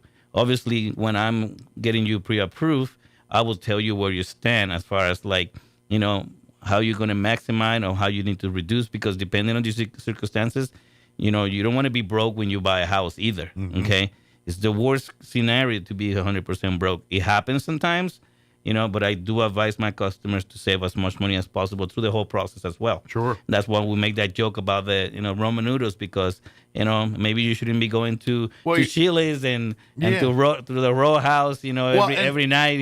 And obviously you're not living on credit anymore. Exactly. Like when you're in a home loan application, or any loan application for that matter, they your credit to income ratio is greatly impacted. So when you are in the middle of closing on a house and you decide to get a cell phone, something as stupid as a cell phone, they run a credit check on you for it, all that can impact your loan. If your lender tells you this is your limit, one of the things that I tell everybody from the very beginning is any changes in your finances, you have run it through me before you do anything. Because if you start doing things and I get sucker punched with something that I was not expecting, that can jeopardize, the purchase of your home. Yeah. Okay. As crazy as it sounds, you could lose your home because of $25. Yep. Okay. And, and a lot of people are like, well, that's nothing. Trust me, it happens. It does. Okay. I'm glad that a lot of my buyers listen to me, but there's always the one, that. Well, there's formulas, there's computers, and they run the scenarios. I give you a budget. I give you a budget that, hey, this is where you are. Yeah. You can't go any higher. Yeah. You cannot be doing stuff. Don't be buying new things. You want to buy a new car. If you can handle waiting until you buy your house. Yeah. Then wait until after. Once you hand you the keys and you're closed, then God bless you. It's game on. You can go to the furniture store and rack up $20,000 in credit to go buy furniture, whatever you got to do, but don't do it. Don't do it before the purchase. That house is closed. Yes. and a lot of the lenders out there probably be telling you guys some of the same things. They mean this, guys. You have to follow their lead, because they're the ones. We're the ones that would actually guide you to the end. Okay, so. Well, and especially when you're a first-time buyer and you're a little nervous and you get antsy and all that, and I get it. You're excited. You're ready to start this new life, and you want to plan and get going with it. And yes, we all want to do that, but you got to be smart about it. Correct. Because unfortunately, sometimes little things like that can completely throw a huge wrench in everything you're trying to do. That's very true. So no new credit, no new You'll purchases, have plenty nothing of like that. time to enjoy those new things and do all that. You got to be a little patient through that home buying process. I have a customer that went for a pretty good large purchase, right? And we were getting ready for it, and they were doing the right steps and this and that, and they went ahead and bought a very expensive vehicle. And he said, "Oh yeah, I just wanted to let you know the wife, bought this very expensive car." I'm going, folks. I'm not even going to tell you how expensive it was, but it was expensive. Yeah. Thank God. That's how Elliot's hairline goes just a little higher. I know. When you That's walk in. that's kind of losing my hair. Mike was talking about that kind of stuff. He's like, you're gonna make him shave his head too. You keep his stuff. started looking at all those presidents. They come in with black hair, and then after their term is over, all their white hairs is like they're a totally different person. That's right. It's like they're president or something. How presidents, they all look older. No, yeah. Same thing. Don't change. The strategies. And that's another thing. If your lender tells you have $5,000 in the bank, and I got you approved, this is a scenario, that means I need you to have $5,000 in the end. You need to leave $5,000. Leave that $5,000 there. Unless they tell you otherwise and you can handle it, If you cannot handle it, obviously, me personally, I would actually adjust numbers and tell you, yeah, this is what you still need to have. Sure. So you could still have your approval. You may not even use that money, okay? But the scenario is calling for it. Absolutely. All right? And for the folks that don't understand that, yeah, get with me and I'll tell you that. But it has to do with the approvals. A lot of people is like, how come you cannot get approved somebody? They have $20,000, $100,000 in the bank. It's like, well, because the credit and this and that don't make it there. At the end of the day, you've got to remember this, that what lending institutions are doing are giving you an incredible amount of money. Yes. And that's the part we don't realize. Everyone, because it's such a thing that we all do, but at the end of the day, they're basically saying, yes, I'm willing to give you $100, $200, $300, $400,000 to buy a house. And yeah, you may have a lot of cash, but if you have a track record of not paying your bills, that's correct. They're going to be a little bit apprehensive to give you $200,000, $300,000, $400,000, which is arguably the biggest amount of money that most Americans get at one given time in their life. And folks, if your banker is telling you, it's okay that you have overdraft fees on your account and you're negative once in a while, you make enough money that your account is going to be back to normal. The fact of the matter is, when you're doing and dealing with stuff like this, when you go and do underwriting, and you may even have money coming in because of payroll, tax returns, you name it. There's so many different reasons. Yeah. But your account is negative, now that's going to be against you. Now we have to explain why. Now we have to overcome that. So overdraft, if you have an account and you don't have a savings and you don't have a proper setup in your overdraft, fees that you are paying, you are basically telling us, the lenders, like, I cannot manage my money. Exactly. Okay, so if you cannot manage your money, why should we give you a $200,000 or a $300,000 loan? That doesn't seem like it's going to be a good return on our investment. So make sure that if you have bank accounts that you're not going into the negative, okay, especially when you are buying your home, all right? And just having overdraft because you can afford it doesn't mean you should. Right. It means you need to manage your money a little better. That's all. And keep your eye on this stuff. Absolutely. I had this is a good example. I had a person buying one of my properties. I think you and I talked about this once. And she was always late, okay? And I was charging a fee for being late. Right. I went and calculated it. Well, so you got bills to pay too. Yeah. I was calculating it. It was a lot of money, and then she was going to do a loan. I was going to help her buy my house. In the end, unfortunately, that was around COVID. She decided not to do it. So I took the house back, remodeled it, and not renting to buy anymore. Right. You're just selling. I'm selling. But the point is, I told her, it's like, you are spending so much money on fees, and all you have to do is just manage your account, be a little more proactive with it, and guess what? You have all that extra income. All that extra money that you just throwing away.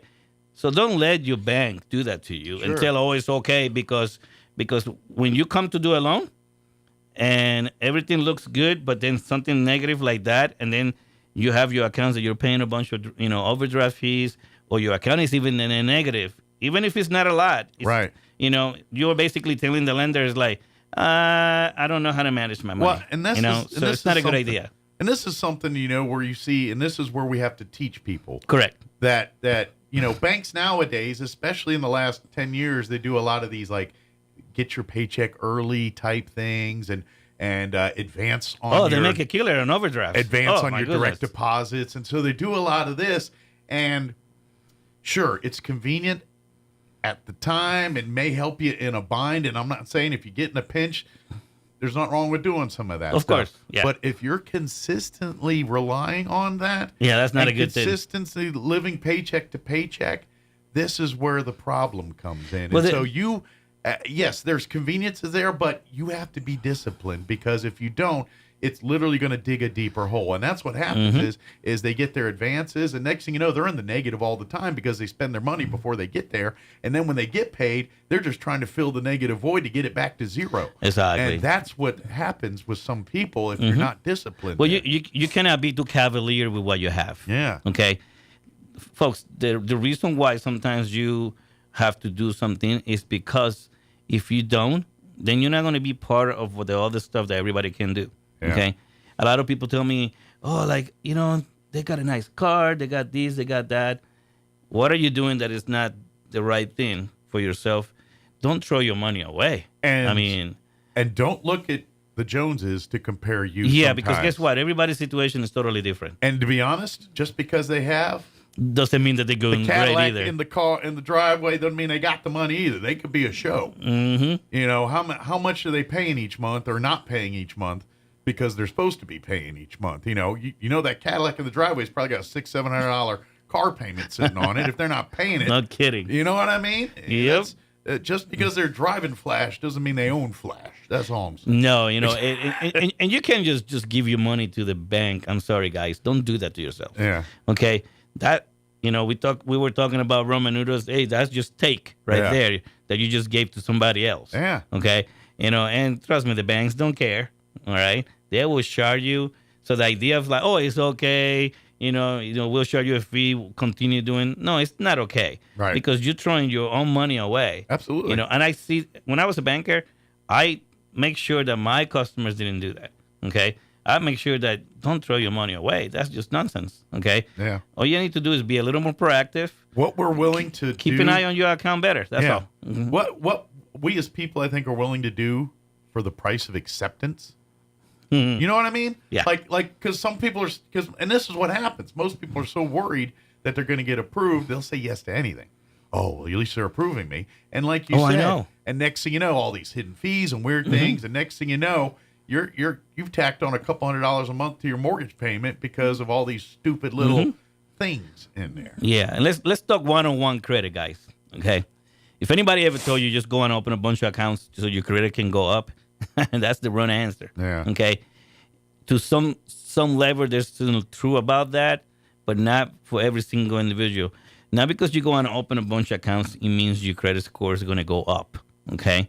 That's a big mistake. I have a customer that literally tell me, oh, I was opening more accounts and more accounts and more accounts. That actually hurt you. It can hurt you because the fact of the matter is you're spreading yourself so thin. If you're earning X amount a year and then you've got 12 credit cards open and there's like way more capacity on there than what your income is, that's a negative on your credit. That's not a positive. And folks, I used to be a banker. I don't have nothing against credit cards. We just do it to ourselves. Credit cards is one of the biggest and best tools that you can have if you know how to use it. Right. Okay. If you use your debit card everywhere you go, you just gave so much access to your system to so many different places. Okay. The mistake of having a debit card and use it as a credit card is a mistake because then you just use all your money. I don't even balance. I used to be so crazy about balancing my checking account. I don't even balance my checking account anymore. You know what I do? I use my credit card. Because guess what? They balance it for me. Right. Trust me, folks. There would not be extra charges there that you didn't put there. Okay. And you could. All I do is look at my account and take a look and see. I did all that. Okay, it's all good. Sure. Trust me, the calculation. Everything's legit. Yeah, the calculation is going to be correct. Not going to charge you more. Right. Okay. And I pay it at the end of the month. The fact is, if you are trying to buy a home, you want to keep the much money as possible in the bank. Also, cash in hand is not a good idea to have it at home. Okay, I hope nobody's place burned down. But my point is, if it burns down or the wrong person comes to your house, they know you have a little money at home. Absolutely. That money can disappear, and now you don't have no way. Absolutely. A lot of people out there are so worried about the bank stealing your money or whatever. Banks don't steal your money. If you have a need for cash, get a safety deposit box. There you go. If you have to. Yeah. But the fact is, when you're buying a home, you need to have money at home. I mean, in the bank, not at home. Right. Because when you're trying to buy a home, the first thing you say, oh, I got $10,000. The first thing I ask to every individual is which bank you have it at. Right. And they goes like, oh, I have it at home. And like, well, that doesn't help me at all because it's like not having anything. Well, they need to know, because they need to know and see it's there. No, exactly. And so me personally, I mean, even my wife sometimes tell me, hey, get some cash, take it home for what? I mean, well, and they also need a place to access it in case you don't pay your bills. That's why they can't get the $10,000 if it's sitting under your bed. Yes, it's true. And folks, but if it's in the bank account, they can. So they won't give you the money. It's all about proving and searching out where all the money coming from. Yeah. Okay. This doesn't mean the lender is calling you that you're some kind of drug dealer or so you're kind of doing something wrong. A lot of bad people in the past have done a lot of bad things. Sure. So we are all paying the price of how the process works. Well, and let's face it, human beings are people of opportunity. It's no different than when you watch those TV shows about what would you do or whatever. You put $5 on the street. Most people are going to grab that $5 and one. Most people are going to. It don't matter if you're rich or not. Yeah, that's just human nature. It's just the way it is. And people that consider themselves very honest would be doing that. And so there's a need for it because, unfortunately, if you say, all right, let's do it. And even people, and some of it's just lack of, they don't know either. But, all the time, some mishandling of funds happens, either deliberately or not. And that's what this helps prevent. So if you have 5 credit cards, doesn't mean you need to use all 5 credit cards. No. Okay. Keep the credit cards at 0, and the one that benefits you the most is the one that you should be using. Yeah. The other ones, okay, here's where credit is such a great thing. If you find yourself in a bind and you need something, maybe that'd be the solution for it. Absolutely. Okay, but not having 5 credit cards or 10 credit cards and you're having balances on all of them, you are just throwing your money away. Absolutely. 1 or 2 credit cards is the ones that you should be using and controlling them. And like I was saying, I don't balance my debit card anymore because I hardly ever use it. Sure. Okay. In the end of the month, I pay it. And you probably say, oh, well, you're making a lot of money on this and that. Trust me, folks, I'm just like everybody else. Yeah, but you start at one spot, then you build it, and then you go. Because I don't go crazy buying a bunch of crazy stuff either, first of all. Yeah, and that's it. Live within your means. Exactly.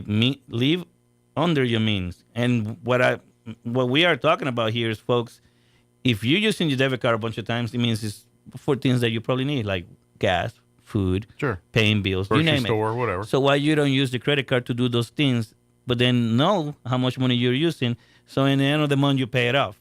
And folks, I get $200 and $300 back from the bank all the time. Sure. Why? Because I use my credit card and they give me rewards. Well, and that's why like American Express, they have advantages that Visa and MasterCard don't because you've got to pay them balances off at the end of the month. Exactly. But you get better rewards and better perks. Yes. By doing that. Yeah. I mean, and that's why I mean that I don't balance my stuff. My credit card, I use it for all kinds of stuff. I even use it for business, but the point is still stands. Everything is separated. And folks, the bank will help you better when you are doing a claim against your credit card than a claim against your debit card, okay? Because now they have to research your stuff. Credit cards are, they're basically insured. So basically, they can actually go and get you your money right back, okay? Trust me, it does work. I used to be a banker, okay? And that's the way it works. But make it work for yourself and not against you. Absolutely. Okay. And all you have to do is keep it in control. Don't go on a crazy, buying a spree because it's Christmas or whatever. And do your shopping on your credit cards. Pick the ones that have the better interest rates or the better, like if you're looking for reward programs or get money back find the ones that and there's so many. Lifestyle better. There's so many. Yeah. I mean, getting 2 points, 1.5 points. Yeah. You never know. I mean, there's so many. Maybe you travel a lot, and one of the ones with the airlines is probably better for you. But if you don't travel, then you why? hear the story of like, okay, I'm gonna. I mean, folks, keep an eye on what's happening out there. Sure. You hear people, I'm donating my mileage, and give somebody like thousands of dollars. I mean, why? Because they use their card, So what I'm trying to say here, folks, is control what you do.